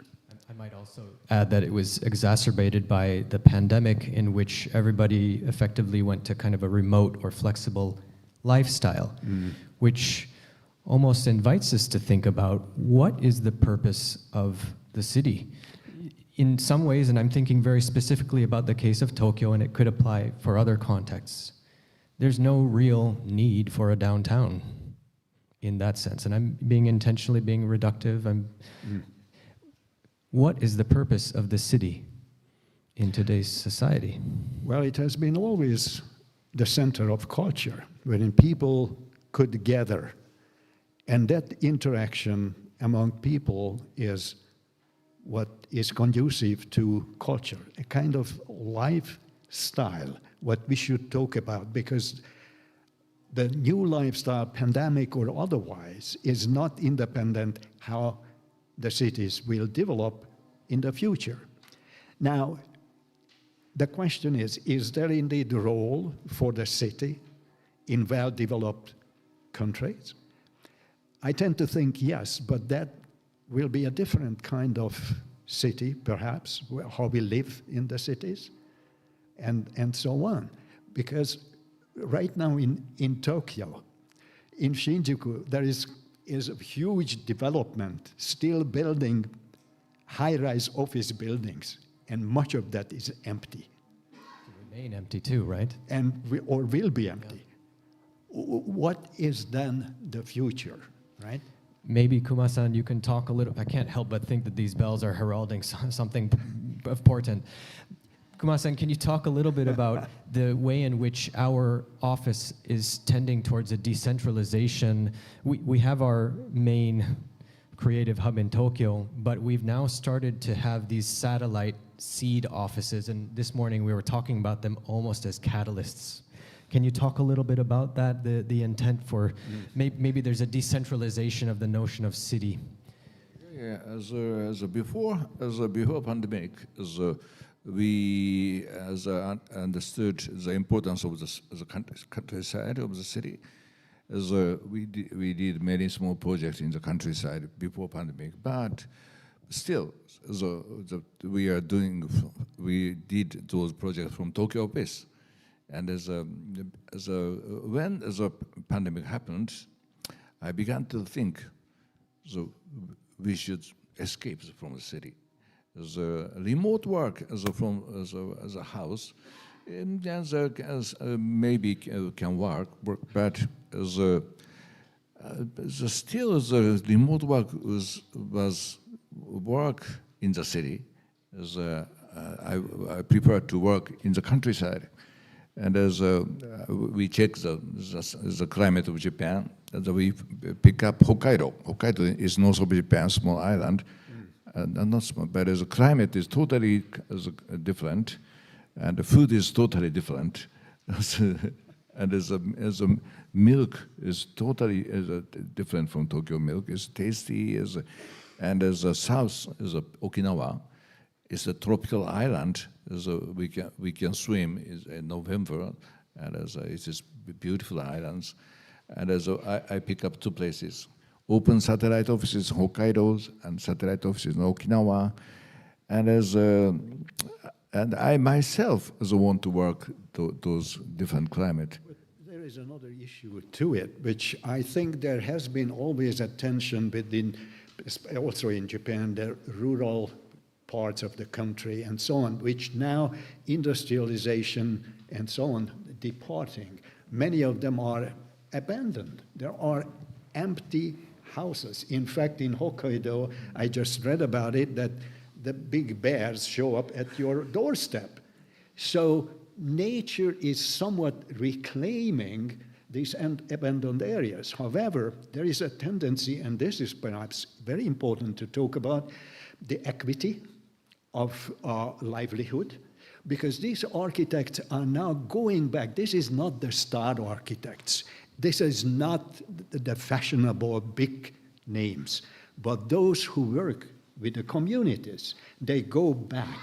Decentralization, back and to provide livelihood. The carpenters who are you work with these craftsmen and you work with them, then giving them the work. There is a livelihood in there.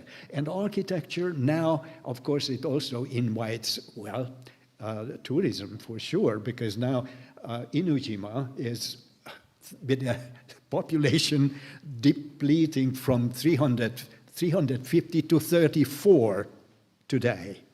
And so there is this revitalization when architects go there, give some work for the locals, and so there is this distribution of work. And this is, I think, what we are talking about. This is the different lifestyle. This is the different kind of maybe back to the future. That is a very interesting thing.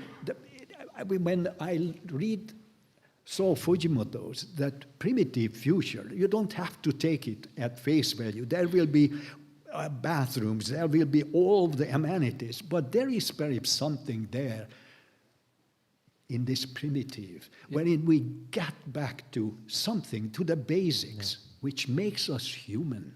It's a bit of a provocative title, of course, but I think that we can talk about it in terms of a kind of hyper-locality. There's the return to location, a sense of place, and you can even see that in fact the satellite offices that we have opened are not really that new in the body of work over the decades. You've worked with Tochigi Prefecture and the craftspeople there. In Yusuhara, there's a suite of projects of which you showed just a few. So if we talk about a return to location, it's the kind of genius loci, right? It's the locale, location, the locals.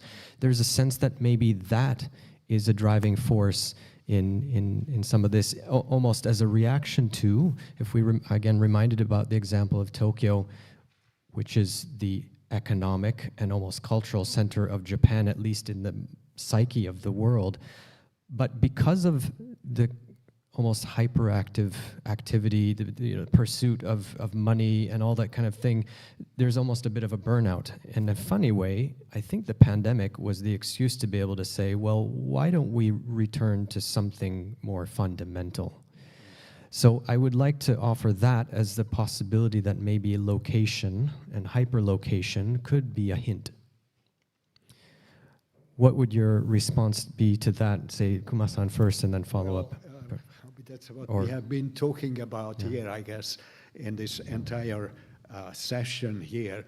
I see a definite shift of the role of architecture or urban designers, urban planners, into a different mode, should we say different lifestyle, but that simply comes from the changing of the post-industrial stage, the post-epidemic, and who knows what.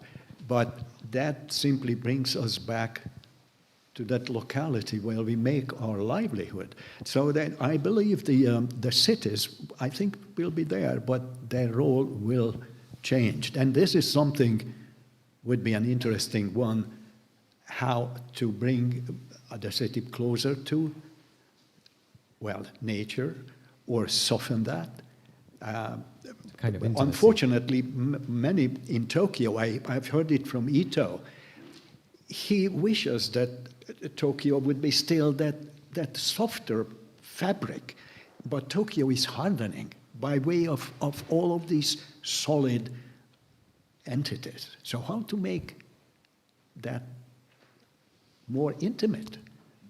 I wonder if designers as strategic and creative directors have means to resist some of these other forces that we haven't really quite mentioned, but for example, real estate development and other economic flows that are quite intimidating to discuss. But it's worthwhile and it's important, particularly because we're almost being swallowed alive. And again, the specific context of Tokyo, which started out as a series of villages. Well, I'm not quite sure if this could be the time that we could open the floor to questions from the audience, because that could bring us other kind of issues which we may or may not have Maybe upon. what we will do is we'll ask Hadi and Lucia to help identify order in which the hands are raised.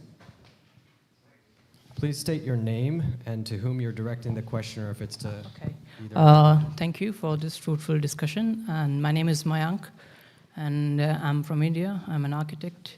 My question refers to, it's an open question, anyone can answer. It's because as all of you are a part of Kengo Kuma Architects, so my question for you was, as I saw from your presentation, that when we talk about the importance of sustainable materials and vernacular design, that as he also mentioned, that most of the bigger cities are getting hardened, and how we can make it more soft in terms of fabric and materials. As we all know that wood is better when it comes to flexibility than concrete. And for the context of Japan, wood has been, since the previous ages, wood has been used a lot. But in the industrialization and prefabrication era, we see Tokyo, which was more into concrete design and architecture. But as you as architects, how difficult and what are the constraints you often face in your projects when it comes to the design that we are trying to make, when it comes to material cost, affordability, and time of construction? Because in this new era, people have a perception that new is always better, and concrete is much better than other materials and other design, prefabrication. And also, like when we talk to clients, it's more like, okay, we need this project done in 2 years, 4 years, 5 years. So when we talk about vernacular design and sustainable architecture techniques, some of those take more time and to gel with the environment. So how often you face these kind of constraints, especially the affordability of the materials? Well, this was a long question. I'm trying to summarize what you meant. I think today we live in a world wherein speed is the boss. Everything has to be as soon as possible. The immediacy of things. I think there is a time to slow down. Slower cities, slower architecture, that includes the construction and so on. Now, this may be just one part of it, but I think now there may be the time to slow it. In fact, less building. Less building. Japan, more about that perhaps when Kuma-san comes on, is a country wherein construction is, should I say, an important thing. 18% of the GNP is from construction. So they have to build, whether you need it or not. But I think it is now time to question the speed and so on. And Japan has the world's best construction companies, for sure. But with that, I would give the word to Kuma-san, to what it means in terms of materiality. I try to rephrase your question. It was more like what are the constraints that you often face in your projects? So for example, you are starting any project and you want it to be more vernacular according to the context. It doesn't matter which part of the world it is. So you want to use local resources or sustainable and vernacular techniques. How often do you find this constraint that if you build it normally, like pre-industrial and prefabricated, it could be cheaper, but sustainable sometimes can take more time and more it can be more like pricey, let's say, in the market, real estate market. Like brick can be more cheaper sometimes for construction than wood. So how often do you face this constraint to, how you can to your clients? Like, yeah, so every project has a budget, and always the budget is not enough always, that is. So even for even that kind of the tough conditions, so we can show the importance of the material.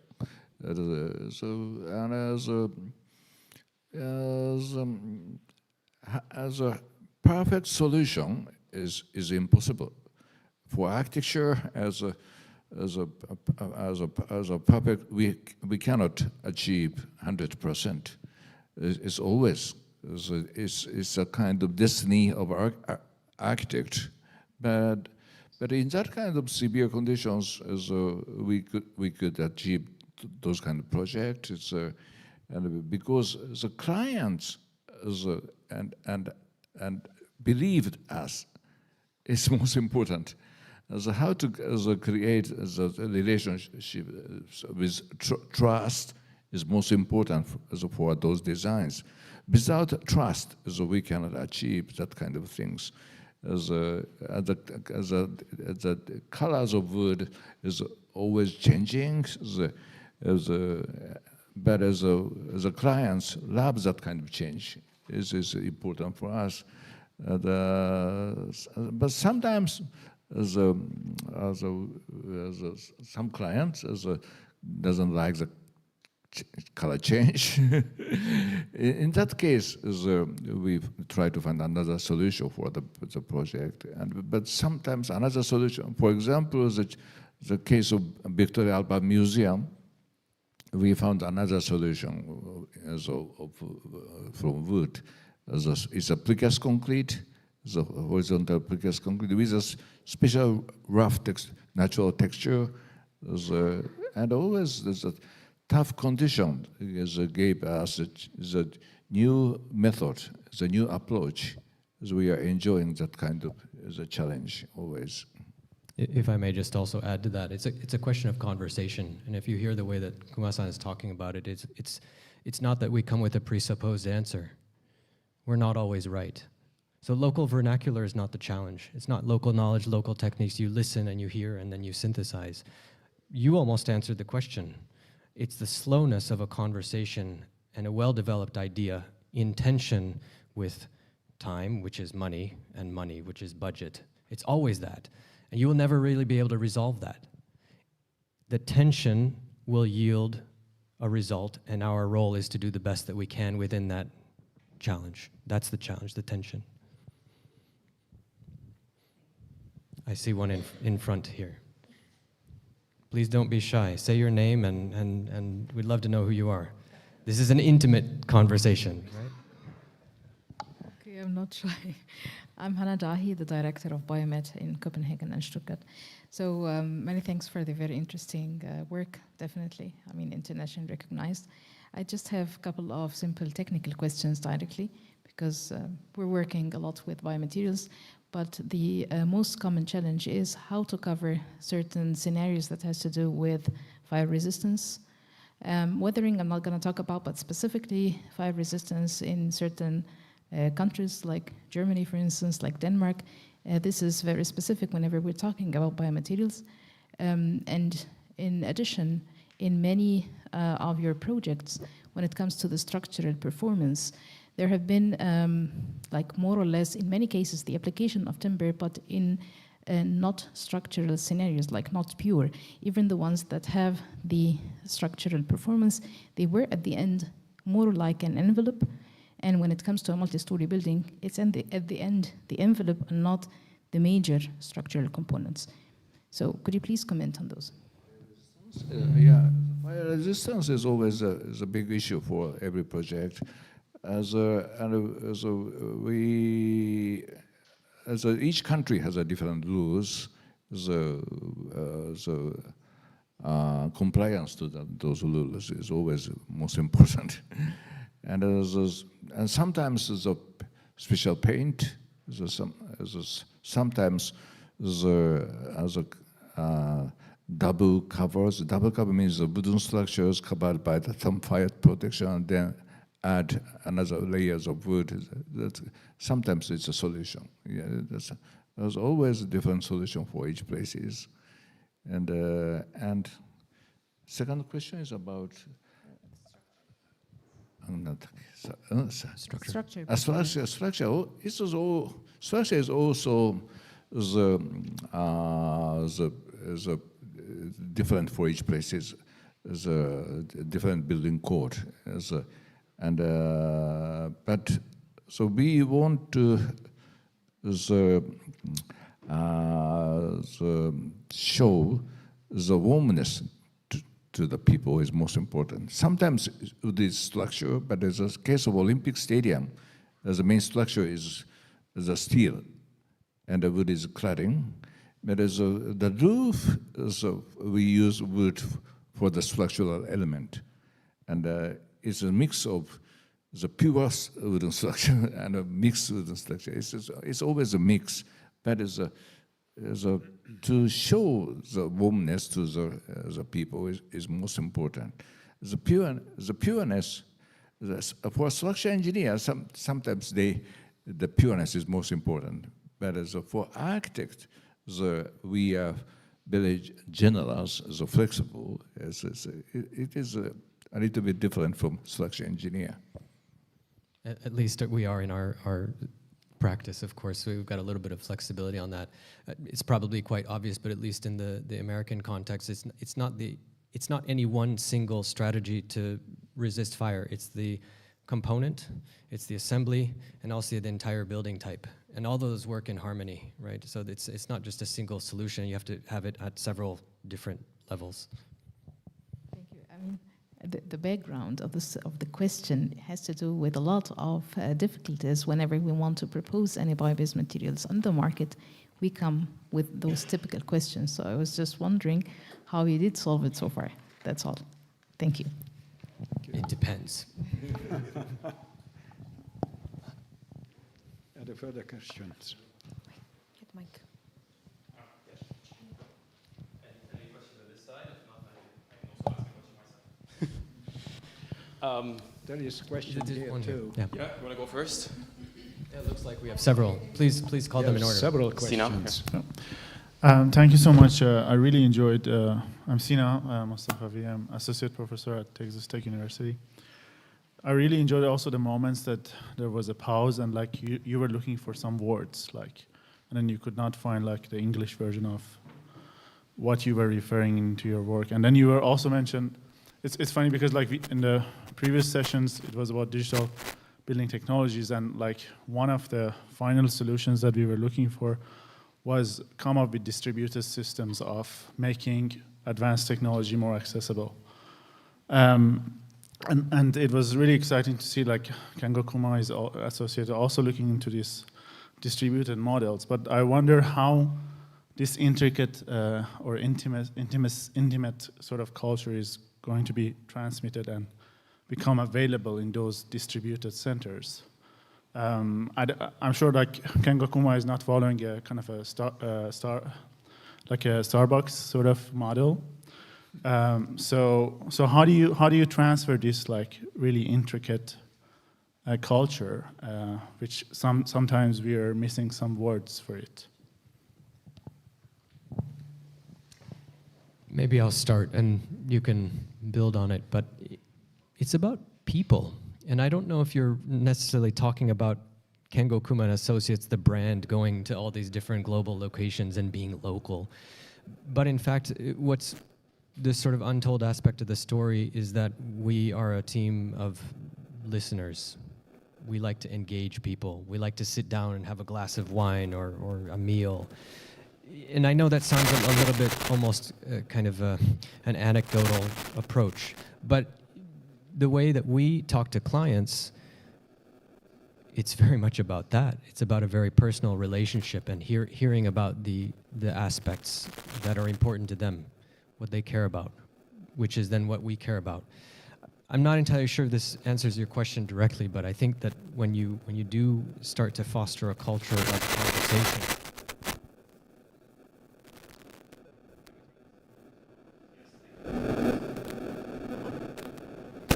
I guess I'm wearing out the microphones almost one after the other. So I think that was my hint to just stop and pass it over to... Any further idea on that? I remember quite clearly, I think Kuma-san's friend and maybe even mentor in Tokyo University, Fumihiko Maki, who at the height of metabolism, which was one of the new type of urbanism in Japan, and he was very skeptical about this completely industrialized, starting from scratch urbanism. And he said, maybe it's the acupuncture, wherein it is a selective input into certain smaller district to make a small difference. And I see the tendency, perhaps even with Kuma-san's architecture, it is that creative input wherein as a seed can gender a new life into the communities or architecture. So it may not necessarily be this overwhelming kind of starting from scratch, what metabolism started to do even Kenzo Tange in the 1960 Tokyo plan. Everything was from scratch. The old city didn't matter. It was the enemy. But there is now a new kind of thinking, wherein what we had, the urban fabric, may not have been that bad. It needs repair. It may need maintenance. It may new input to revitalize. And that's why, to me, what I try to flesh up, it is the rethinking, the rebuilding, the reuse, or the repair and maintaining would be an important kind of thing. I'm not quite sure if I have answered all the question, but I tend to think this may be. And I also like to mention here, which perhaps it got lost, that in this approach what Kuma-san's office represents is not the star architect who comes with his unimpeachable idea and enforce that no matter what onto the community, because it will be a beautiful, big monument. It is a completely different approach. It is much more humble, it's much more honest by way of engaging the community. And it may be on the long time a better way to achieve a more human, more intimate, and more rewarding architecture. But I would go. We sometimes do the very small project. We enjoy the difference from other farm. We are enjoying the smallness.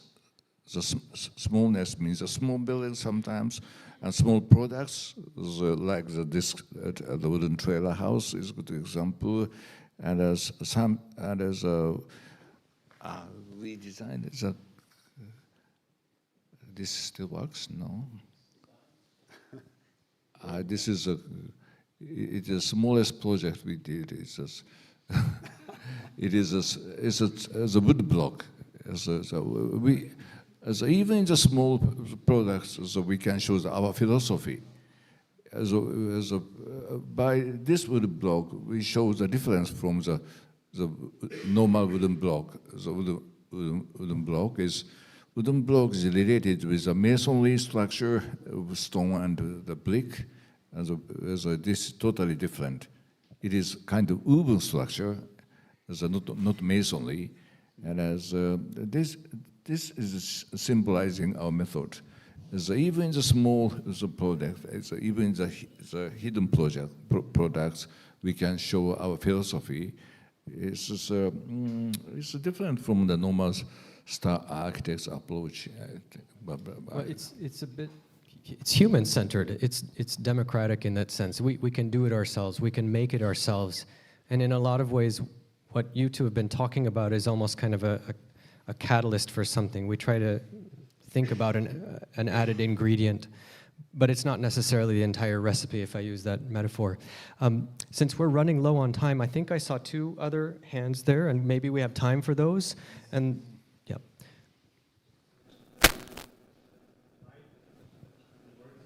Not yet. You need a new mic.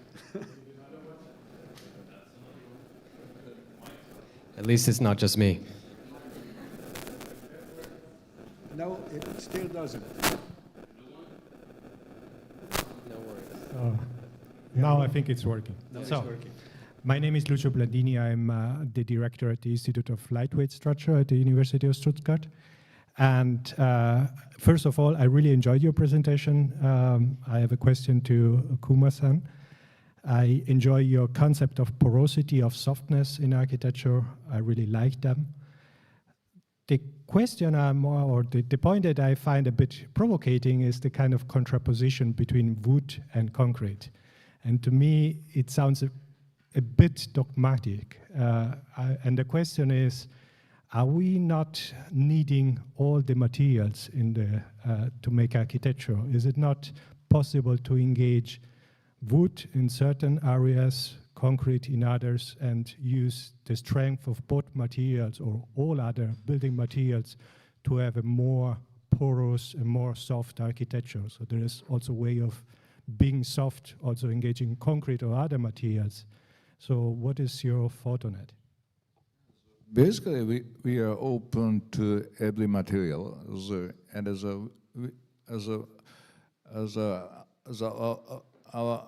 I defined our farm as a laboratory of material. We are designing, but we are the kind of experimental approach to compare every material for every project, and then I think I'm a kind of teaching assistant of my laboratory, not architects on the staff, as we are talking each other to find the new solution by the new material. Yeah, it's just a very enjoyable process. One other point that is worth repeating, because a lot of people perceive our office as a wood office. It's not true. We have dealt with plastics, we've dealt with metals, we've dealt with cast earth, we've dealt with all kinds of things.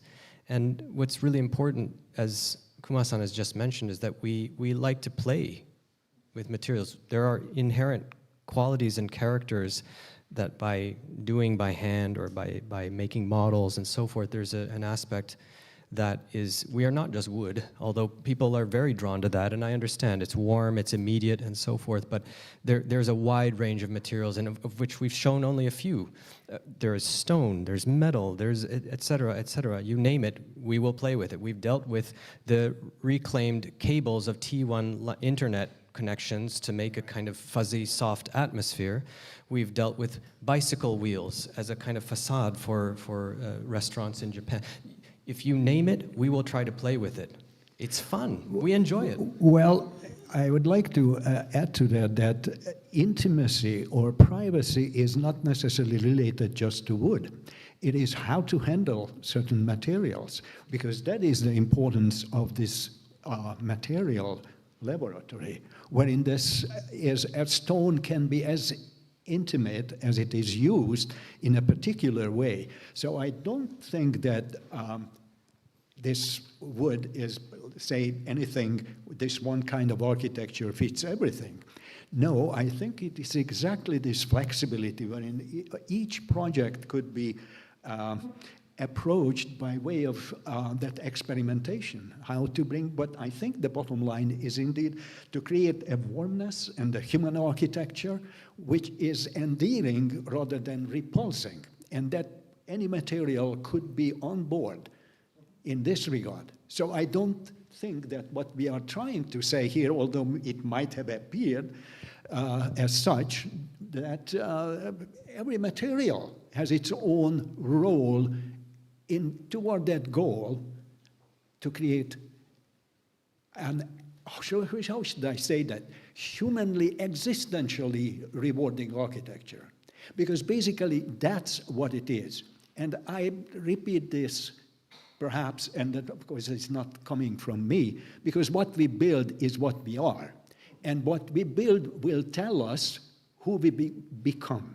So that is what I think is the most important thing, how it can tell us something about ourselves, which we ourselves do.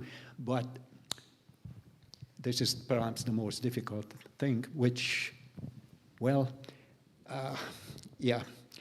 modernity went a little bit detour. I don't necessarily want to discount every modern architecture. No, they were fantastic things. But eventually, the industrialization and so many other things hijacked architecture, and not just that, the entire way of building, into something which, well, cities, urban environments became no place architecture. And that's perhaps what is at stake, how we can reclaim our role, our own human existence, which tell us about it, that's worth it. That's probably paving the way for the next symposium. Maybe we turn to the last question.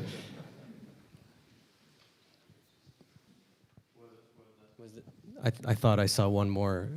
Okay, yeah, great.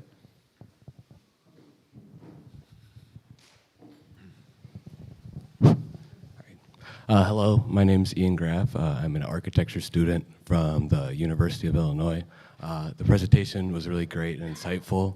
And my question is, and this is directed towards everyone, in my perspective, nature is able to provide a sense of adventure and exploration that nothing else in the world can provide. And after living in environments for so long, which do not fully optimize the use of nature and natural materials, it seems to me that the world has been somewhat stripped of everything that made it somewhat unique and adventurous. And because of this lack of nature, do you think that it's possible that by including more raw and natural design, we'd be able to bring a sense of amazement and uniqueness currently not found in the built environment back into the world? And if possible, how would we be able to do that? First of all, thank you for that question. I think it's got a lot of implications. I'll try to be succinct. I think this is what we were trying to get at in the earlier line of questioning, that nature is not just what we see, but it's actually relational. It's the kind of connections that we draw. And this might potentially be my cue for Kuma-san to talk about, what modernism with a capital M did versus what softer architecture tries to do, but that's to draw a really hard boundary, because the instinct was to try to protect ourselves from elements. But actually, we shouldn't forget that we came from nature and we will return to nature. So we are of that. That is the context is us, and so are we vice versa. The return to nature is very simply just to trying to find porosity of those boundaries. And Kuma-san was talking about clothing. It's drawing closer and closer nearer to the body, but it's a kind of looseness and more flexible sense of relating to what's around us. And it's easy for us to talk about light and wind and so forth, but then we talk about some of the things such as the decaying and decrepit buildings all around us. What do we do then? That's also nature. We created it. That's the context in which we operate. So, how do we deal with that? How do we get back to those key terms, the sense of repair and the sense of intimacy with the things that are around us? So that's me. I'll pass it back over. I think the nature is difficult to define. The defined nature is not so important for us, but we want to extend the definition of design, and by extending the borders, so we can find the new definition of nature and it is not the goal, it's a result. Nature is a kind of result for us, and this is our approach. And then the atmosphere of our office is very flexible and very casual. It's most important. It's totally different from the atmosphere of Ando-san's office. It's very strict. Right. I don't like that kind of strict as a severe atmosphere. Yeah. What I think I'd like to mention here, if that has not been clear, that sustainability and this, what we face, the demise of our natural environment, which is under siege, no matter how many deny that, it is our livelihood. So we as architects, we have to do that, but we have to do more, because that's only the measurable one. We can save energy, we can save, we can sustain that, but we have to sustain our own livelihood, our own culture, how we do things. So I'd like to dispel any misconception, if that was that we sort of demise or we disregard that what we call energy saving and saving. No, that's the bottom line. That's what, like, structure for architecture, that has to be there, but it's not architecture. Architecture is way much more. And the definability of that is everyone's struggle. And there we are. Are there clear questions to everything? No. But we have to go and try to find it. And it is this process, acknowledging the bottom line. We have to save energy, we have to make the world livable, but then have to do perhaps a little bit even more. And that's an excellent place to stop. How fitting that it's from a student as you are the future, and we are in service of your generation. So thank you, everyone, for your attention. Back to you, Hadi. Thank you so much. Thank you so much, Balázs. Thank you so much, Kuma-san, Botond. It's been a great, great pleasure. It's a fantastic panel. We could go on and on and on discussing. There are more from the audience. There's more from me as well. But we will have the chance for other discussions in other panels. So thank you so much. Thank you so much. Another round of applause, everyone.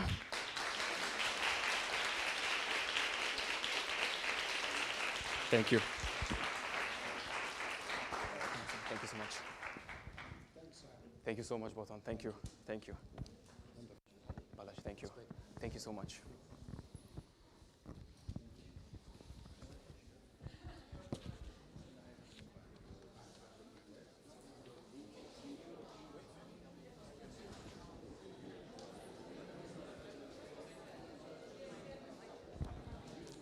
Right. So we have the last panel right now, which is about the future of architecture media. This panel is a conversation between the editor-in-chief of Domus magazine and the managing editor of ArchDaily. Lucia, would you want to tell us more about the panel? Sure. During these 2 days conversation, we have heard and listened to description of many research projects and build projects, but how do we communicate and how we promote these projects? So we invite our panelists to join us on the stage to tell us more about their work at Domus and ArchDaily and how these messages are addressed. So we welcome on stage Christele Harrouk and Walter Mariotti while we introduce them. Yes.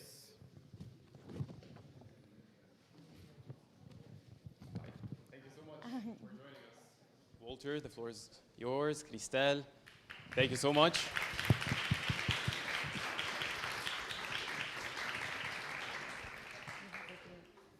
Shall we introduce our speakers? Go. I'm going to start with Christele, a French-Lebanese architect and urban designer. She's based in Beirut, Lebanon, a place very dear to my heart.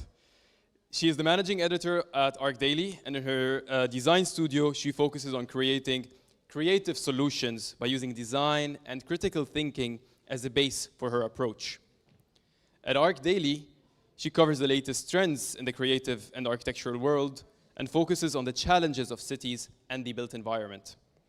She also highlights the role of women in this domain in the hopes of empowering future generations of female architects to achieve their full potential. And we have Walter Mariotti. Walter Mariotti graduated in theoretical philosophy from the University of Siena. He studied at Harvard, Bocconi, and at the University of Bergamo. Walter conceived and directed media dedicated to the transformation of cultural consumption and the contemporary overclass. Among these are Campus, Class, Class Arte for Class Editori, I Viaggi del Sole for RCS Media Group, IL, English 24 for the 24 Ore Group, Economics and Management for SDA Bocconi, Suburbs, and Renzo Piano's G124. Since 2017, Walter has been the editorial director of Domus, with responsibility for the design, management, and development of the system to which he handed to publication Domus Air, Brer Ed, Meridiani, Meridiani Cammini, and Domus Forum, an annual meeting on urban scenarios. So welcome to Walter and Christele. In any case, this conversation in particular, I think it's a very interesting way to end this forum for the past 2 days, because we are speaking about architecture media that shapes different individuals, different architects, different points of views, and the future generations in particular. So I am personally really keen on learning about one of the biggest editorial magazines, Domus, and online platforms as ArchDaily. How are they actually shaping that? And I really hope this would be uncovered within the presentations and within the panel discussions later on. And also, let's not forget that both ArchDaily and Domus are media partners of ECC for the time space existence and for the forum for shaping the city. So that is also like an additional reason why we are more than happy to be here on stage with Walter and Christele. In the meantime, while this is working, I would invite everyone to check if they have any questions, because we're going to open again the questions in the Q&A in the panel to the audience. I don't know, trying to answering I don't know if Domus is the most important, but it's definitely the oldest, because I see the audience and the majority of people here are very young, and let's say that Domus was the dream of the future of two young persons that at the beginning of the century, in the fall of 1927, imagine something that wasn't exist. It was the way to bring the world to Milan and Milan in the world. And it was a very tough period, because it was after the dictatorship in Italy of the fascism.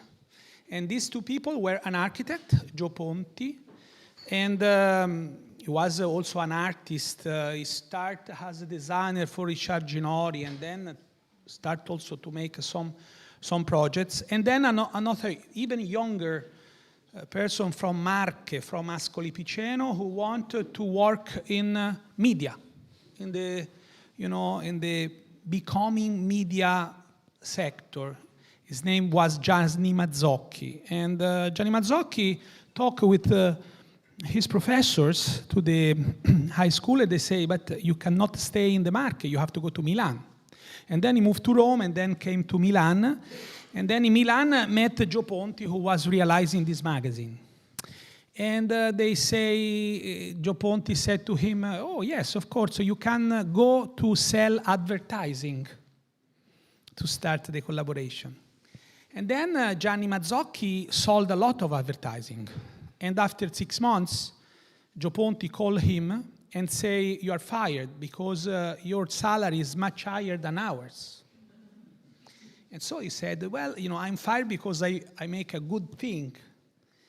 After 6 months, Gio Ponti recalled Gianni Mazzocchi and say, you have to come back because we need you.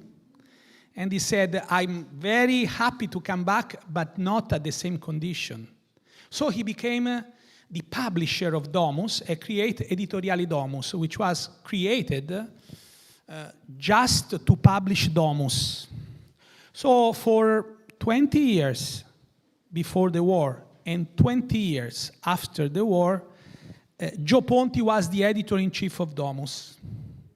And after the retirement of Gio Ponti, they have a kind of 10 architects who were the the editor, and also the editor-in-chief, which are two different roles in media. And then the publisher realized that was not really functioning to have an architect who was also the editor-in-chief for many reasons. Also, the very weak part was that the architect remained 1 year, 2 years, 3 years. But the reality was much fastest than the interpretation. So they called me. So they called me, I was doing a different experience, and the formula since 2018, so when Domus reached 90 years, was that to be able to reach the century of life, in this sense, it's very important, Domus, the century of life, we had a different governance. So you have an editor-in-chief, and any year, any 10 issue, for 10 years, we have a guest editor, what we call a guest editor, a scientific director, who is able to work with me and with the staff to realize an interpretation of architecture, an interpretation of design, an interpretation of society through architecture, society through design, society through art. And we start with Michele De Lucchi. And then we had Vini Mas. Yesterday there was two of the collaborators, Javier Harpa and the author Fernando, the French guy, and Adrian. And then we had David Chipperfield. And I think that Chipperfield was great, and he got the prize, the Pritzker Prize, after being Domus guest editor. So maybe we had a role, in that. And then after him, we have the master of master, Tadao Ando. And then after Tadao Ando, we have Jean Nouvel. And then after Jean Nouvel, to make our life more complicated, we have two different guest editors who create a concept this year, and then who realize the concept in 5 issues each. One was Stephen Hall and Toshiko Mori. And now, just in these hours, we are clearing the next issue, the December issue, with the monography that we every December prepare to introduce and launch our next guest editor. And the next guest editor for 2024 would be Lord Norman Foster. So, this is just to say that Domus, it's continuing his mission and purpose to interpretate the outcoming and the future of associated life, investigating in a critical way, and this is maybe something that needs some attention, and maybe we can go back on this. In a critical way, the role of architecture, design, and art in our life. And that's it, just to say. So, please. Thank you, Walter. So we move to Christele, who can share with us about ArchDaily and her experience there, and then we start with some questions. Hi everyone. Can we play the presentation, please?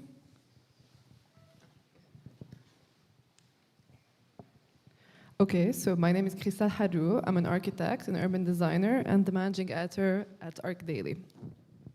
It's the yellow one. Okay, so basically we're going to explore together the world of ArchDaily, looking at the global vision of the platform, its start and evolution, the team behind the content, and the role of ArchDaily in shaping the architectural discourse and the extent of its influence.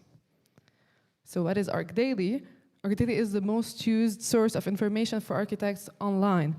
And that means 13.6 million people and readers visit ArchDaily every month. So our readership is spread around the world, most in 230 countries and regions, mostly in North America, Latam, Europe, China, and India.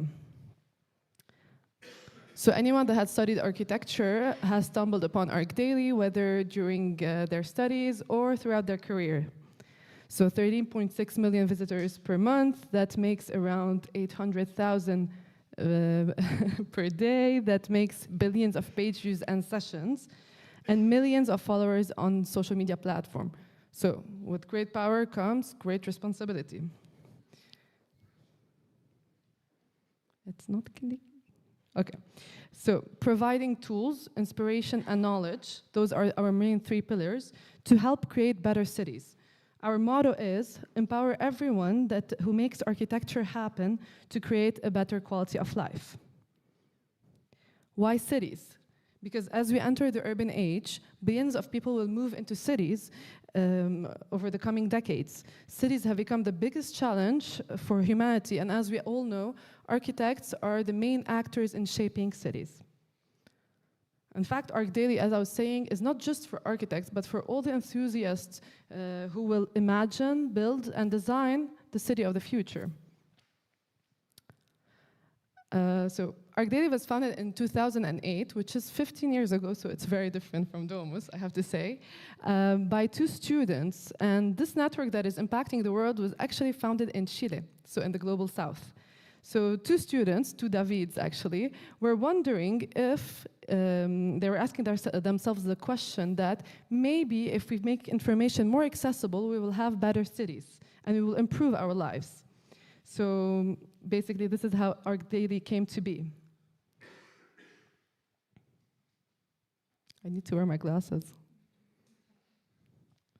Okay, so every day architects around the world, they send us their latest projects, their opinions, their news, their products, and using very innovative technologies, we collect, we curate, and we publish the information on our ever-growing database. And our readers trust us because we curate our content, because we are trying to show the best innovations, the best projects, the best architecture, and the best ideas across the globe.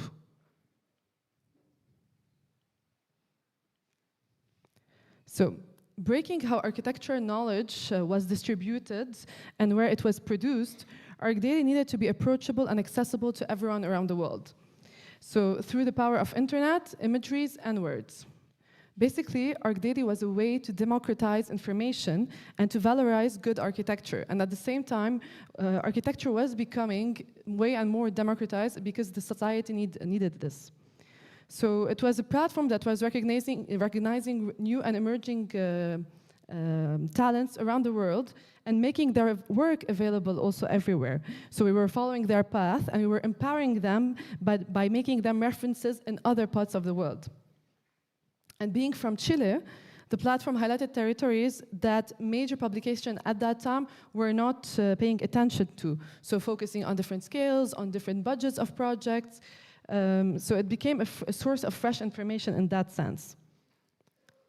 So raising awareness, providing solutions, involving the global community in the discourse, adjusting the narratives, and empowering all the individuals who contribute to the field of architecture.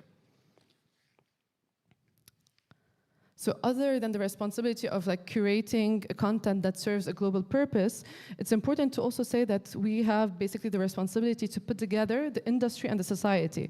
Because if you look at our projects pages, we always we try to link manufacturers and architects. So we're trying to also close the gap between those two. But who is creating this content? So our content team consists of architects that write. We're not journalists, we are architects. We curate and we analyze trends. We are based around the world. Now the team is from Chile, Brazil, Mexico, Uruguay, Argentina, UK, Romania, Lebanon, Egypt, Tanzania, Nigeria, China, and India, and I'm sure I forgot a few. So I know it's shocking, but we are not robots, and all the emails that I receive claim that we are. So this very diverse team basically brings to the world contextual issues and solutions.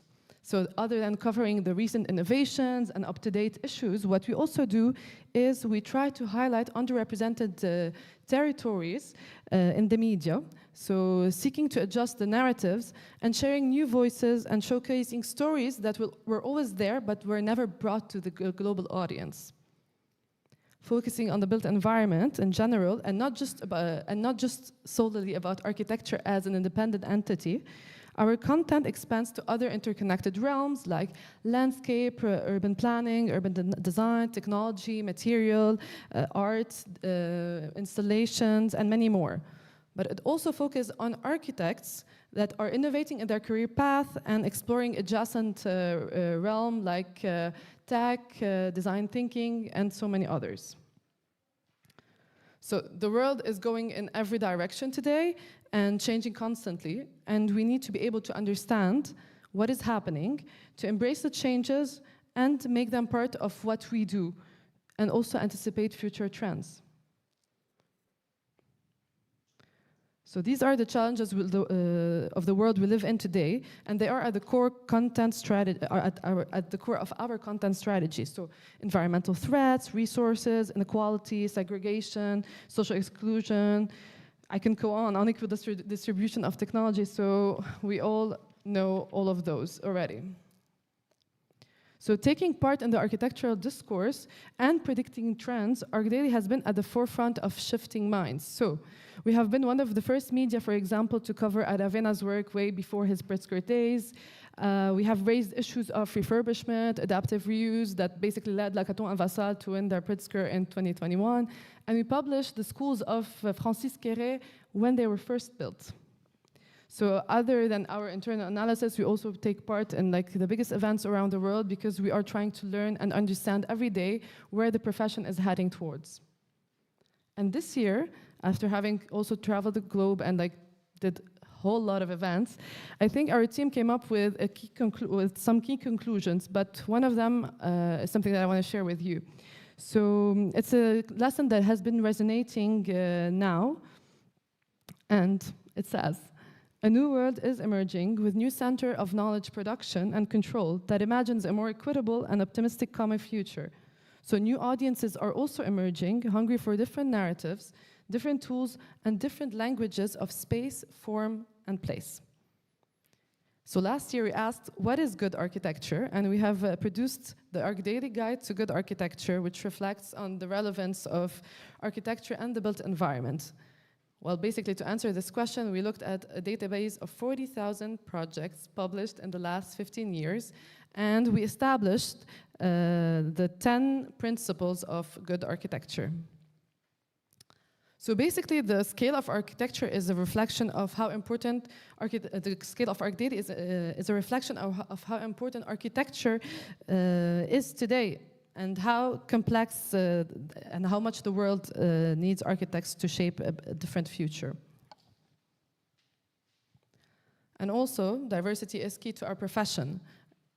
So a better built environment is an inclusive one. And last year, what we did is we produced the documentary, Women in Architecture, a project initiated by Skyframe, directed by Boris Noir, that sheds more light on the role of women in architecture by increasing their visibility and empowering them to realize their full potential, starring Toshiko Mori, Gabriela Carrillo, and Johanna Meyer-Kroberg. And finally, I will leave you with a short testimony. Basically, it's a 30-second video. This actually happened last week. We were here in Venice at the Wholesome Awards, and he's a principal architect at Miller Hall, a US-based firm, and he really wanted to share this message with us. ArchDaily is fundamental to all architects' imagination. We get to see projects from all over the world, thousands at a time per month. You bring us the rest of the world of architecture. And to be part of that, whenever we get one of our projects on ArchDaily, it's a huge celebration within the office. We really appreciate what you do for us because it expands our mind beyond our small local architectural community out to the whole world. And thank you very much for what you're doing. We hope it goes on and on forever. Thank you. Thank you. Did not pay him to say that. He really wanted to contribute. Thank you.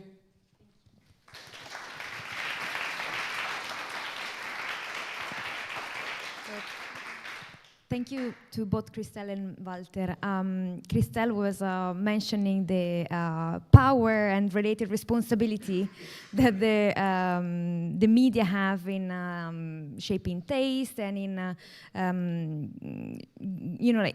influencing what are the architects, the planners, the designers of today and of tomorrow. Then they are going to design the way we're going to live, where we're going to live, how we're going to live somehow. So I'd like to start with Walter to ask you like how at Domus they address, let's say, this responsibility, knowing that, of course, Domus has been used for so many years and is still used as a tool for education, a tool to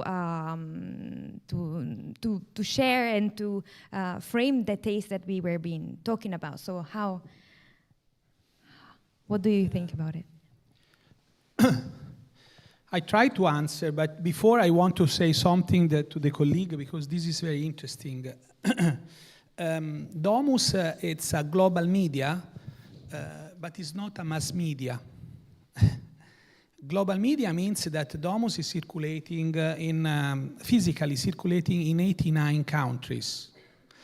And also has a site, a website, and we are around between the circulation of Domus, it's around an average of 55,000 copies and in 89 countries. And then we have a site, a website, with a small but valorous team. And we have more or less between 5 and 6 million monthly impressions, with almost 400,000 unique users. And these are data. On the opposite, the majority of our business model is on the paper. So at Domus, we are in a perfectly counter tendency compared to the author's media, not just media of the sector, media. And that says a lot of things about the media industry and the media tendency and how to address if it's possible, you know? So before I talk about critical interpretation, you know, and I think this is the key word according to what we do.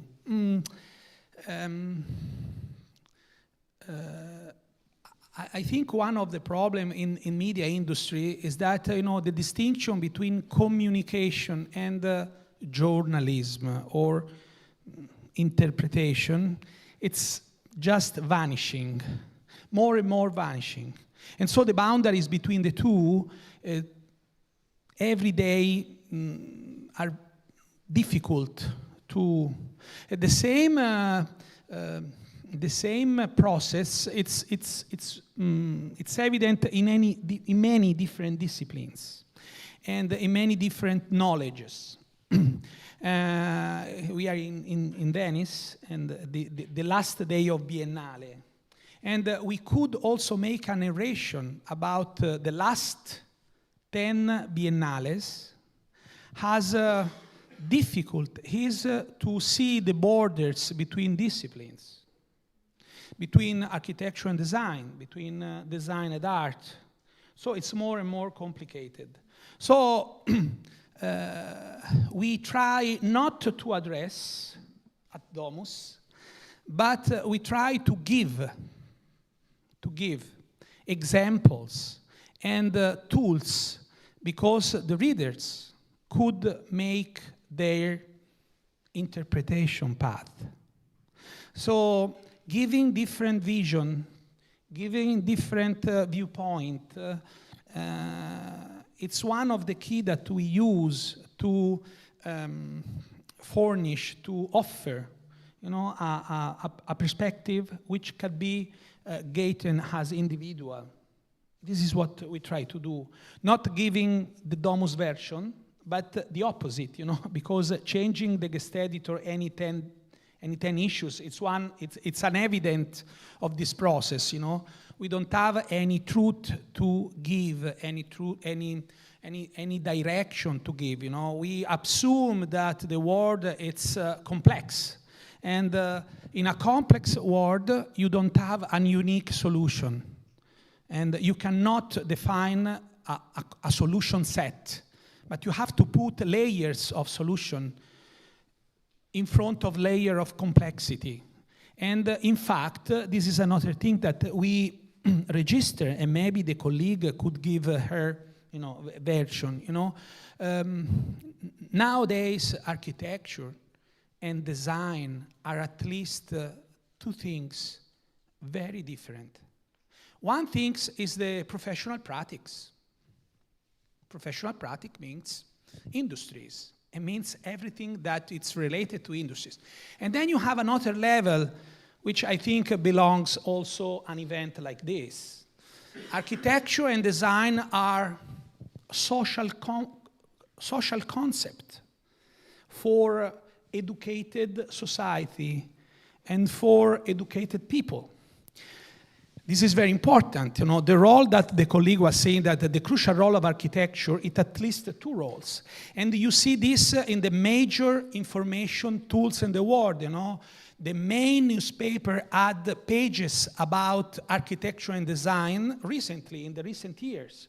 This means that even in the agenda of a media, where you have politics, economics, foreign affairs, lifestyles, you have to put a page, at least The Guardian, the New York Times, and so on, and where you reflect about architecture. Not just presenting projects like we did in the past in Domus, and we try to do according to the personality of the guest editor. For example, Jean Nouvel didn't want to see any sketch, any rendering, but just give an artistic interpretation of what is, for him, architecture nowadays.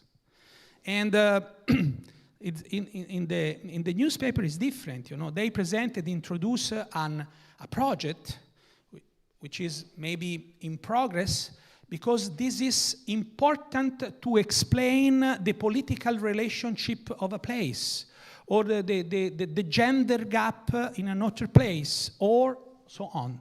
So, I think that this is our way.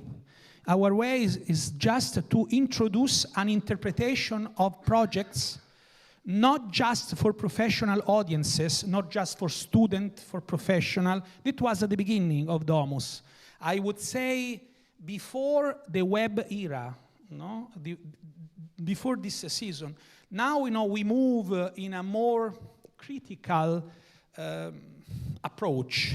And critic means this, when you have to make a judgment, this is the meaning of the word crisis, judgment. And so we try to transfer tools to give your own idea about realities through architecture, through design, and even through arts, which are more and more political because of the lack of politics. We could also interpret the central role and more central role of architecture and the status of architecture, because we have a kind of diminishing role and status of the author decision PowerPoint in our societies. This is very evident from Domus' perspective.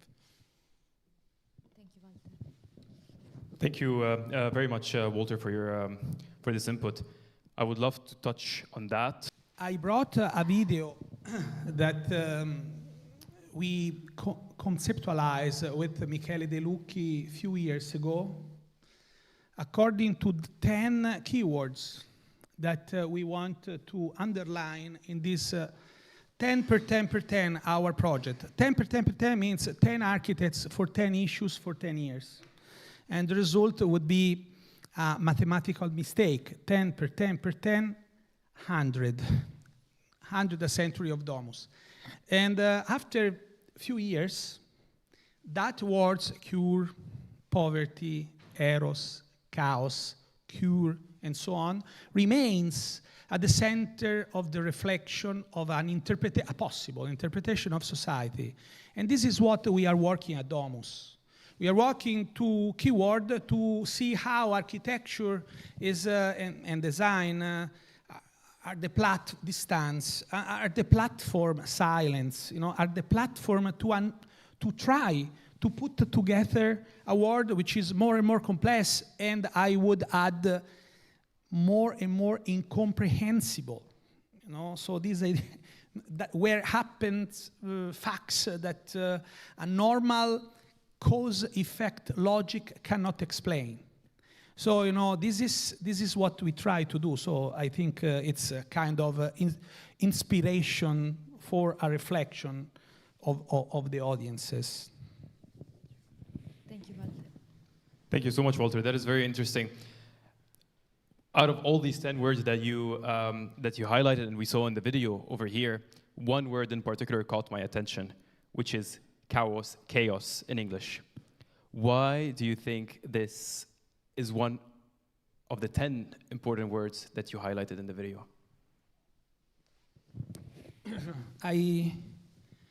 It's a difficult question that I try to not to answer, but, you know, to propose an interpretation. No? Chaos, it's a Greek word which means universe. But it's very different from universe. Because the chaos is the original universe before there was a rule, there was an order. And after the order, the chaos became cosmos. But the order, in the ancient times, in the mythology period, the order was not an order like another, was a moral order.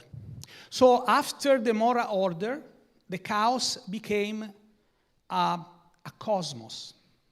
When, according to the Greek mythology, when a situation it's without a moral order, from the cosmos or the cosmon, it's the Greek say katakosmon, becomes unruled and catastrophic.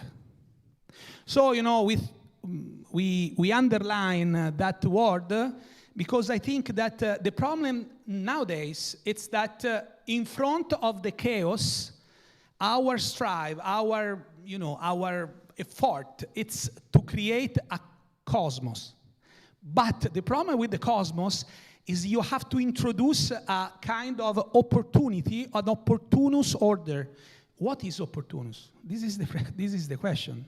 Because, you know, the opportunity change from one situation to the other situation. So the solution to the equation, it's not solved. And maybe any generation, any place has to try to put together this. So this is why for us was fascinating, you know, to wondering about chaos and cosmon, you know. Right. That is very interesting. It is indeed a difficult subject to handle. But I want to turn now to Christele and ask her, echoing this conversation in particular, and regarding information and data. So my question is, you mentioned that you have diverse teams in different locations all over the world, a lot in the global south. And diversity is key in many aspects and is also power, I would assume. How do you make sure that all the information that you receive is distilled in a way, and how do you work on the distillation of this information to make them accessible to this very wide audience that you mentioned? Well, of course, there is something called projects, there is something called editorial, there is news, so we have different, I would say, facets of ArchDaily. So it really depends what kind of information we are getting. But I think the most important thing is that we're very scientific in our approach to things. So if it's an editorial thing, it's not about obviously us giving us our opinion, it's about facts, it's about sharing information, it's about sharing sources, very reliable sources. So this is for the editorial part. For projects, it really needs to fit our vision in terms of like tools, in terms of like knowledge and inspiration.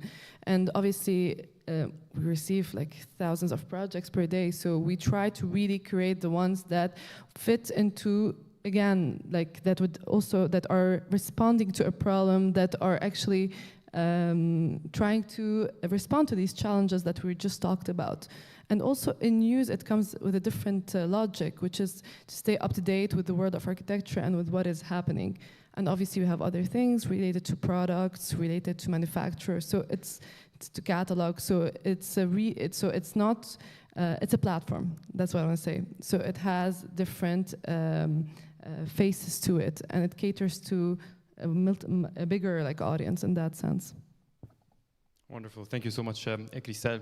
To echo that question again, back to you, Walter.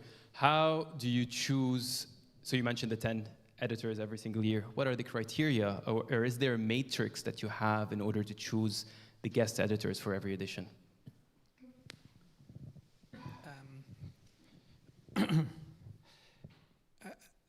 I try to answer this question coming, trying to call, for me, for my background, philosophical background, I think this Anglo-Saxon, very Anglo-Saxon tradition between objectivities and subjectivities in media, it's very complex. It's very complex because the language, Marshall McLuhan, demonstrate that it's very difficult, this distinction, this linguistic distinction between contents and language. Significant and significers, So this is, in our reality, it's more and more complicated. And so this is one point, for our, and so we try to assume the Amartya Sen viewpoint, which was that, according to him, the most possible objectivity is pronounce the viewpoint. It's affirming the partiality of the observation.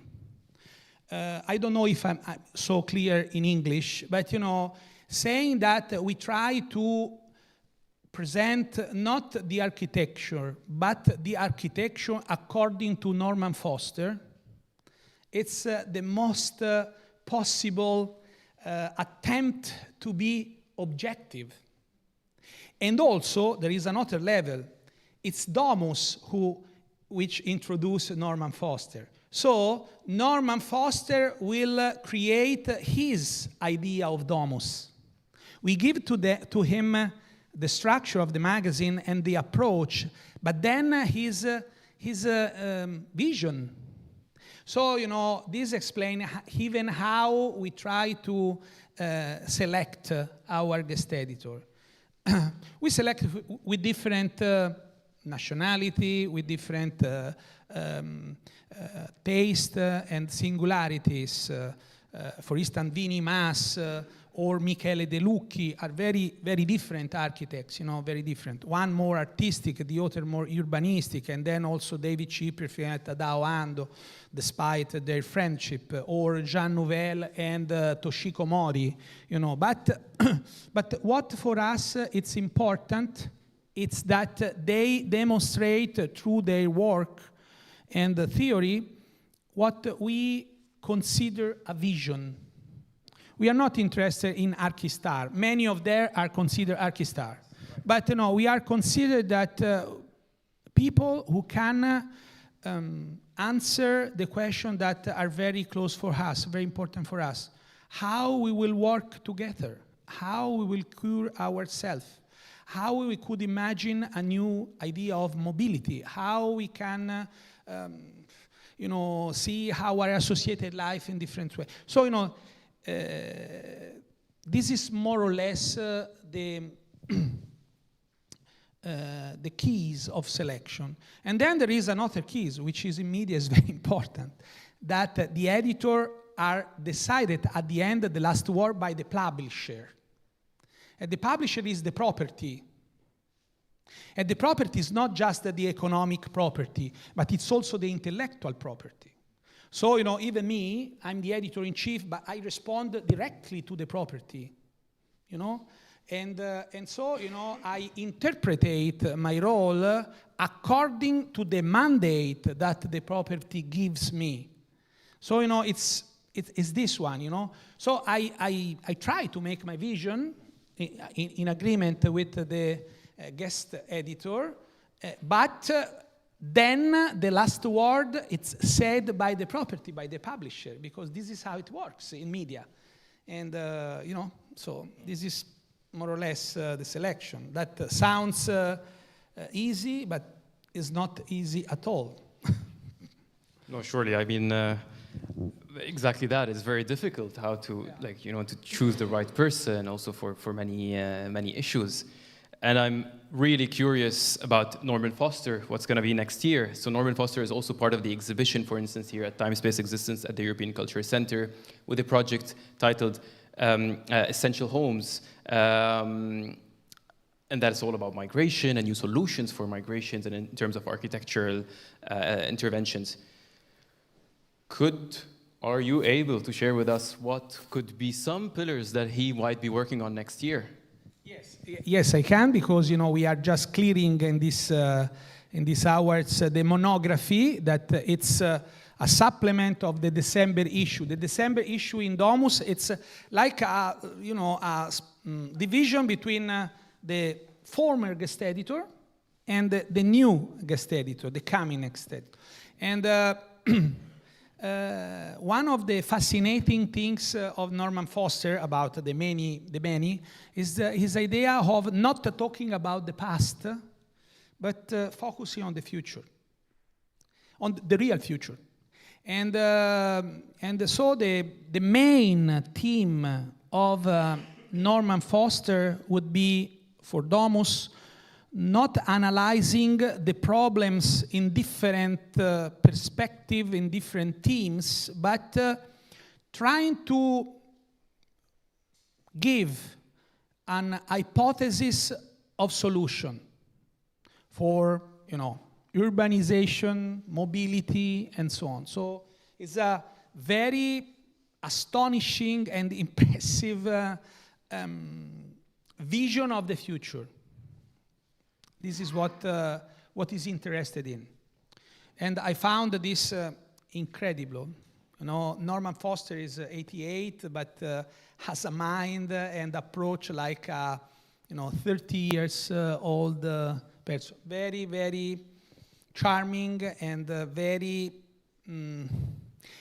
able to make connections in very different and faraway plans of reality. That impressed me a lot.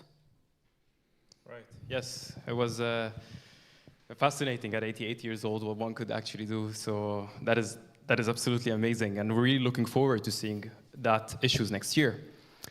Christele, there we are in this age where digitalization and everything online is accessible for everyone, especially for young students.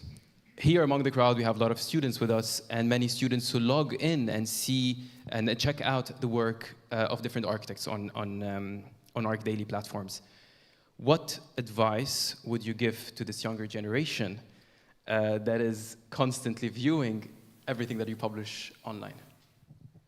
I don't think I'm in a position to give advices to anyone. It's not an advice. I would just say that it's anything related to media in general. Like, it's good to check sources, you know, like look around and like really do your research and everything. Like, we do a lot of research before we publish anything, and we double check everything, and we try to be as scientific as possible. We try to be as accessible as possible to everyone. So even if you're reading ArchDaily, it's very simple English, because it's literally, we try to put the easiest information to everyone out there. In that sense, we're talking about the globe here. So it's not an advice, just like research with also an open mind. Try to really, I don't want to say get out of the box, but like there are so many things happening around the world, and it's interesting. It's actually overwhelming also, but it's really interesting to look at things from different perspectives. Different perspectives, and I would say also, I would add to the word, at least when I was an architecture student back in the days, and I still look at ArchDaily obviously right now, inspiration is one of the very important words that I would add. Walter, what do you think? Also from Domus' point of view, right? I'm in the same position, you know. I have to receive advice and not to give advice. But in any case, I think that in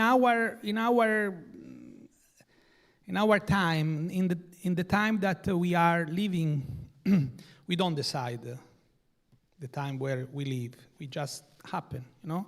And I think that there is everything is too much.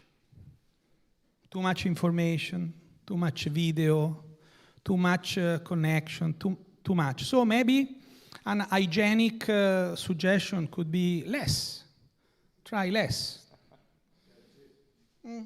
Someone at some point said that less is more, you know, and I think that I'm very fascinating because, you know, I'm not a web generation, but, you know, for the first time in history, people are very enthusiastic to work for free.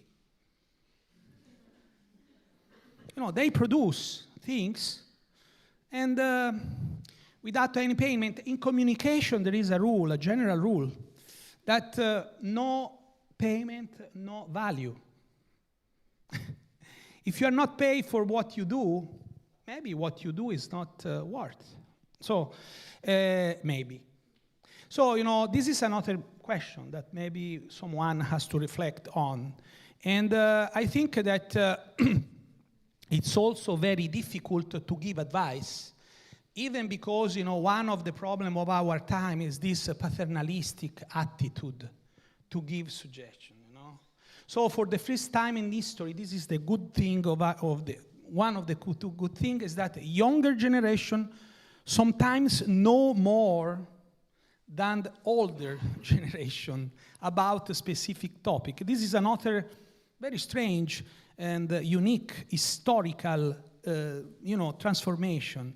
And in my perspective, very, very fascinating, you know, deserve to be studied. And so, you know, a very good thing is that we are more or less in the same boat with so this is one of the reasons that experienced people like the guest editor that we have usually are very people who gather in their life different experience. You know, for example, all the people that we work with were not just a great professional, but also they have an incredible history of life. You know, they had a different experience. You know, for example, Norman Foster is a pilot of jets. He had is a great in many different sports and many disciplines, you know, and a very different kind of interest. Michele De Lucchi is also an artist, and so on. So I think that the variety of experience could be another possible answer, you know, to the question. So I don't know if I try to get myself out of the question. This is how I try to not. It's totally fine. I know that there is no one way to answer this question, but because there are a lot of students everywhere and always looking to online platform, to articles, to books, to magazines, and in the end, these media in all of its types is shaping their way of thinking, and in the end shaping the way the architecture is ending up to be and the urban planning ending up to be, right? So there is no one-way answer. I agree with you both. And yeah, this is something that is interesting to explore more and more, to see how those media would actually influence architecture students' work. I want to touch on the idea next. If Lucia, do you have any question yourself? I mean, I was thinking about, like, I wanted to pick from the title of this conversation, or like really like to wrap up a little bit, just because we are a little bit out of time. To, in your opinion, both of you, like, what is the future of architecture media? Like, what do you foresee? What do you expect that to be in the next years? What is next? So I would say that one of the raison d'être of ArchDaily is the internet. So as long as the internet evolves, ArchDaily would evolve in that sense.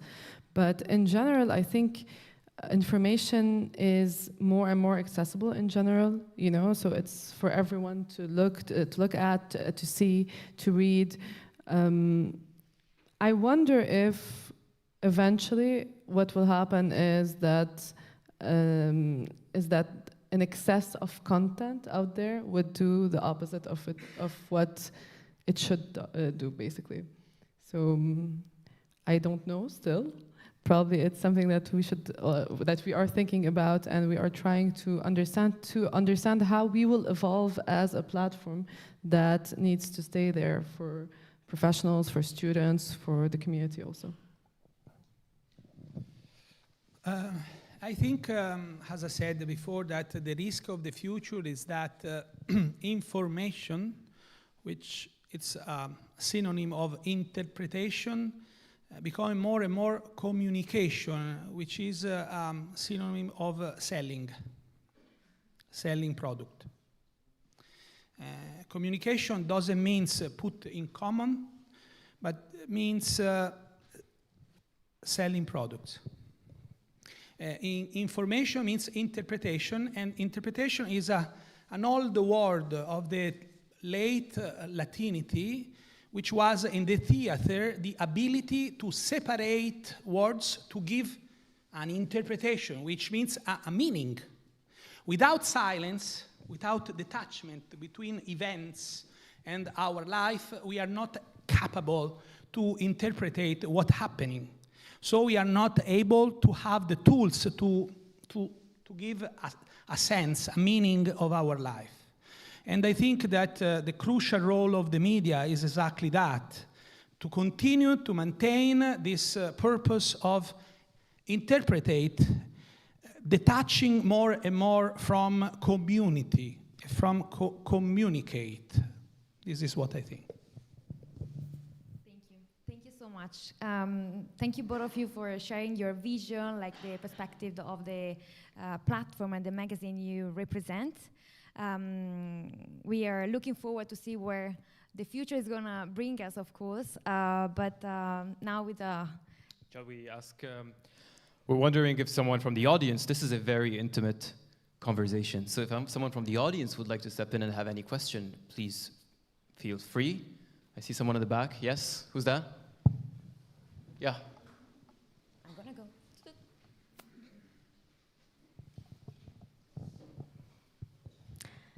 Hello, my name is Katerina, and I'm studying here in Venice at Architectural University at UOF. And I have a question about, like, connected with the general theme, about how do you think, is it possible also to make the architecture media open for not only architects?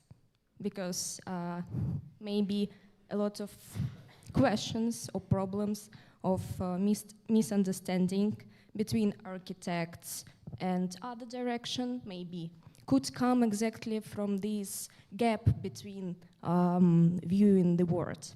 And I have a question about this. I didn't really understand the question. Can you repeat it? Sorry. No.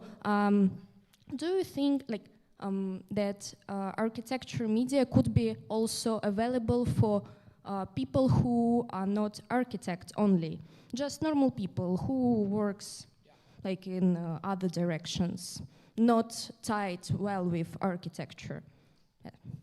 Okay, so when I first started my presentation, I was saying that ArchDaily started as a platform for architects, but now we have content that I wouldn't say is for the mass people in general, but we have content for everyone who is interested in understanding, let's say, cities. Or so some of the content is very technical, some of the content is very much focused on architects, but some other is also for a larger audience, for them to understand cities, for them to understand the built environment, for them to understand better architecture and what it stands for in that sense. So yes, in my opinion, it can close this gap. And I think also, like you just mentioned that the biggest newspapers around the world now, they have sections for architecture, The Guardian, New York Times. So, and these are newspapers that are not for architects. These are newspapers for everyone. So people are getting more and more interested in this profession. And because, as I said, it's not just about a building per se on its own, it's about everything else. So this involves much more people. If I can add something, I like to make a quotation of Mark Twain. You know what Mark Twain said about politics? He said, if you are not interested in politics, don't worry, politics will be interested in you. And this is more or less the architecture. You are in Venice, you know, all the city that you see around, this spectacular and less spectacular landscape, is a perfect representation of what architecture is. Architecture was never made for the owner, but from the other person who was looking at the palaces. So it's very important, not just the view, the scene, but when you walk, if you have a building that make you make a turn, this is not your home, but it's something that change your life. It's like design. So design is important not because it's design, but because the design change your behavior, your habits, your way of thinking. This is why design and architecture are politics, and especially art. You know, for example, now, you know, the Biennale, the Art Biennale, which is very different from Architecture Biennale, even in economic terms. You know, especially young generation came here, paying, train, making savings to be able to come to Venice from all over the world to stay 3 days here with this huge hotel price and so on, because they realize that art, like architecture, it's very politics. It's more effective in their lives, gives answer to their life much more than politics.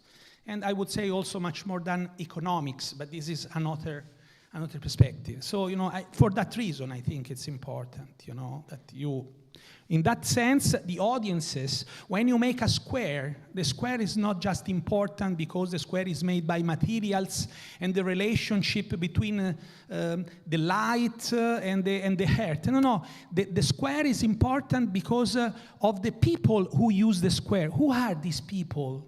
What kind of religion they have, what kind of beliefs they have, how they eat, and so on. You know, so this is the actual meaning of architecture and why architecture and design are so important in our society, in our actual society, for me. Thank you, Walter. Lucia? I'm Veljko, I'm architect and teacher in Berlin. Thank you so much for your presentation. I find this whole topic about media and architecture media like very fascinating. I wanted to ask one question. There's this trend that architecture is also becoming an entertainment, very big topic and very big theme, that it's basically, I would say architects don't consider architecture because there's also no architecture and architects there, but exactly what was the question, that like the mass media and mass consumption of people who are not architects are consuming that, and it's massively like impacting not just the built environment but also economic crisis. And there was also this article that's kind of pointed out that younger generations, as home ownership is becoming a more impossibility for young generation, that's how more this content is desirable.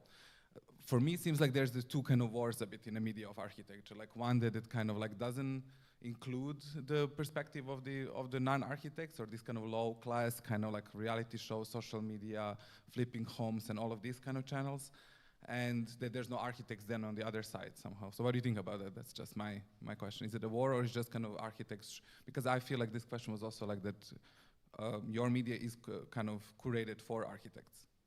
Thank you.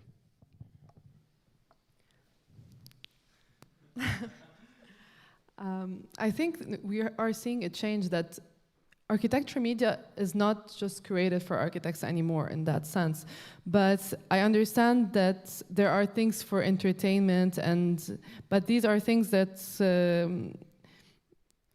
I don't think fit into architecture media in that sense. They're just entertainment, and so I don't feel like they're playing in the same field, if that makes sense, because it's just like you cannot compare apples to pears. I don't know if I realize completely the question, but I think I was thinking about physics. You know, in studying physics, theoretical physics, at some point you ask yourself about the physical meaning of the calculus, the mathematical calculus you take. So the relationship between the calculus and the physics. And in architecture, my perspective happened something very similar. The practice introduce sections not for developing projects, but for developing communications. Many of these big studios, big practice, big offices, focus more on communication than on the project. So at some point, in a critical perspective, you have to ask yourself, you know, the relationship between communication and media. I could make names of famous architecture who introduce in their project an evident communication purpose. So, you know, this is what's happening, in my opinion. And by the contrary, media, who were at the beginning the only place where you could see project and displaying project, must change. Because if you go to a practice website, Renzo Piano, or you know, make your name, you see a lot of projects very well explained, a lot of interpretation, very well explained. So what Domus do for that? So it's evident that we have to reshift and to change, not just the approach, but even the tools of that. So I think this is...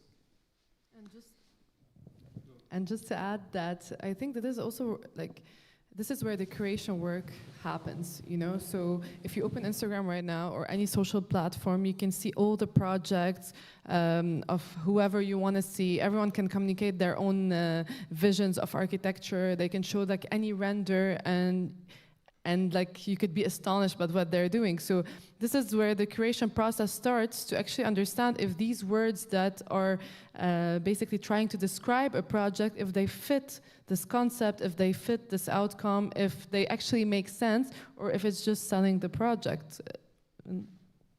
To add to what Walter was saying. Wonderful. That is. Yeah. Yes, Lucia? Yeah, Marco, please. Hi. I have a question that doesn't have an answer, I know, but before doing it. But when I was a student, I think we are about the same generation, I used to wait for Domus and read from the first page to the last one. I was studying at the Politecnico. And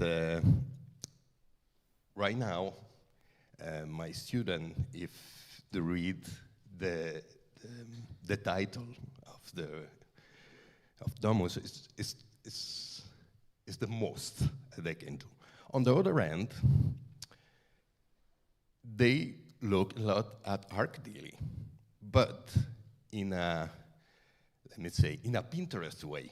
So it's they grab a beautiful image completely out of context from, it's not architecture, it's a beautiful image that represents some architecture. So there is a huge gap from going into what has real architecture on a good image. So the future of the architecture media, where it's going. So how we make them see the images. So we live in a society that is just images. It's very superficial on that point of way, on this way. So how do we grab again the attention on the context, on why this architecture has been done in this way? Like, for instance, what Kengo Kuma is doing. I know there is no answer. It's the question that Let me try to escape in a different way to the question, like before. So any magazine, it's superficial, by definition.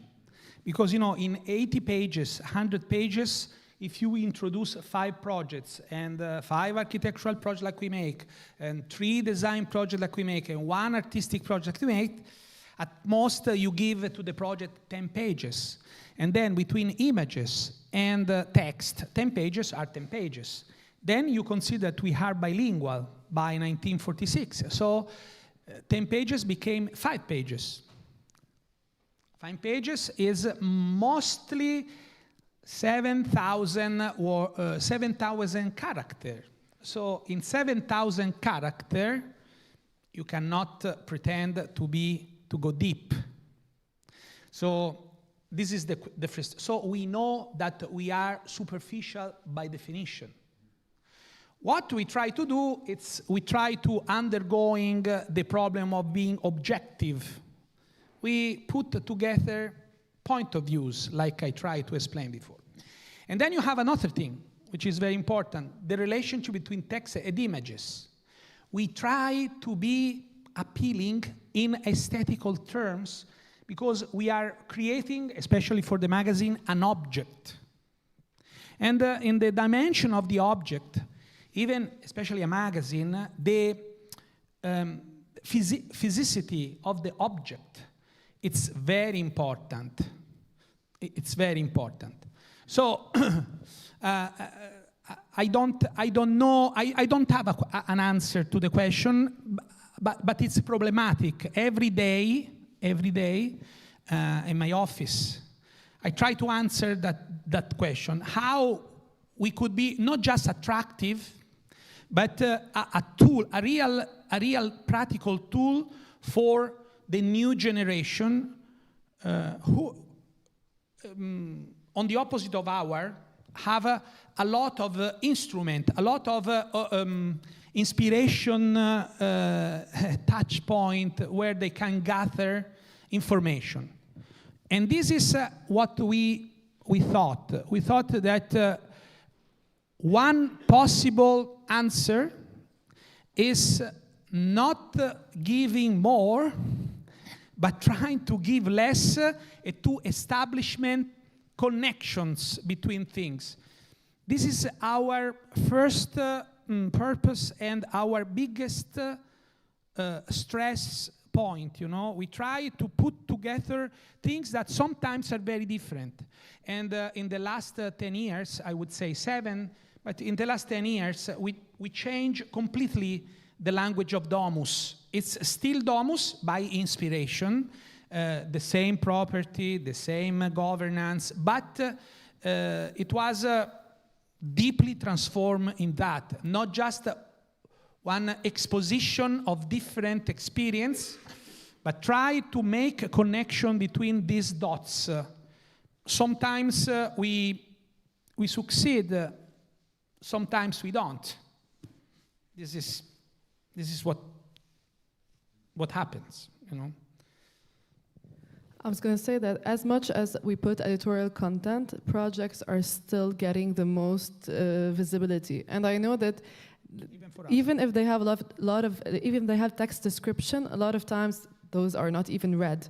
So at least what we try to regulate, in a sense, not regulate, but like we try to curate at least so that these projects that people are looking at have they try to fulfill certain aspects. They try to answer like important problematic.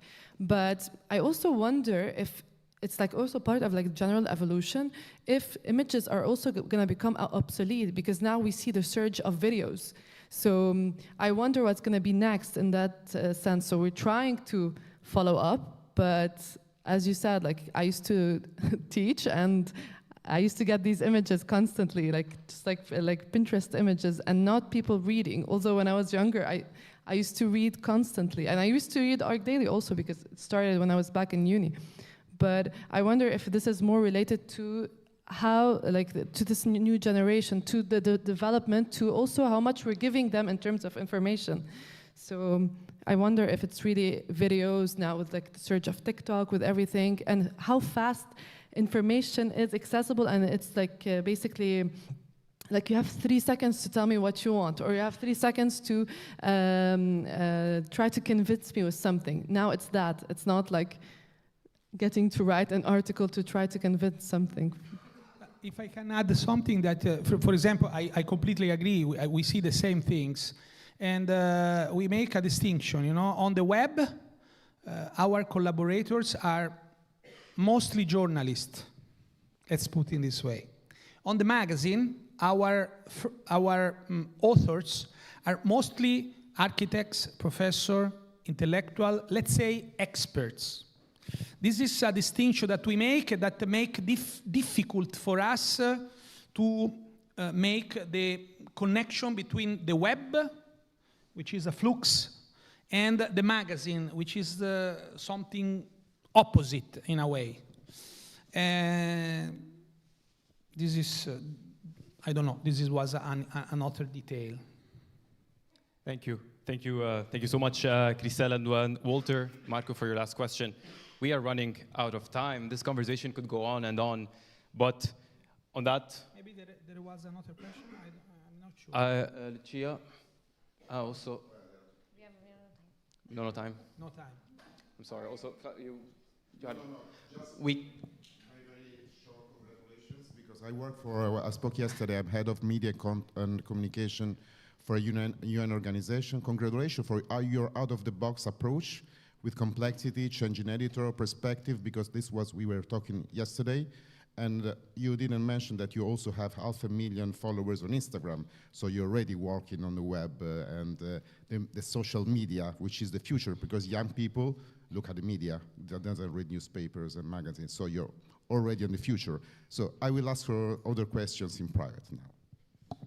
Thank you, Flavio. We can surely continue this conversation later on while we're having drinks in Palazzo Bembo. But to conclude this panel and to conclude our Shaping the City, whether it's online or it's printed, I think both ArchDaily and Domus have created a legacy.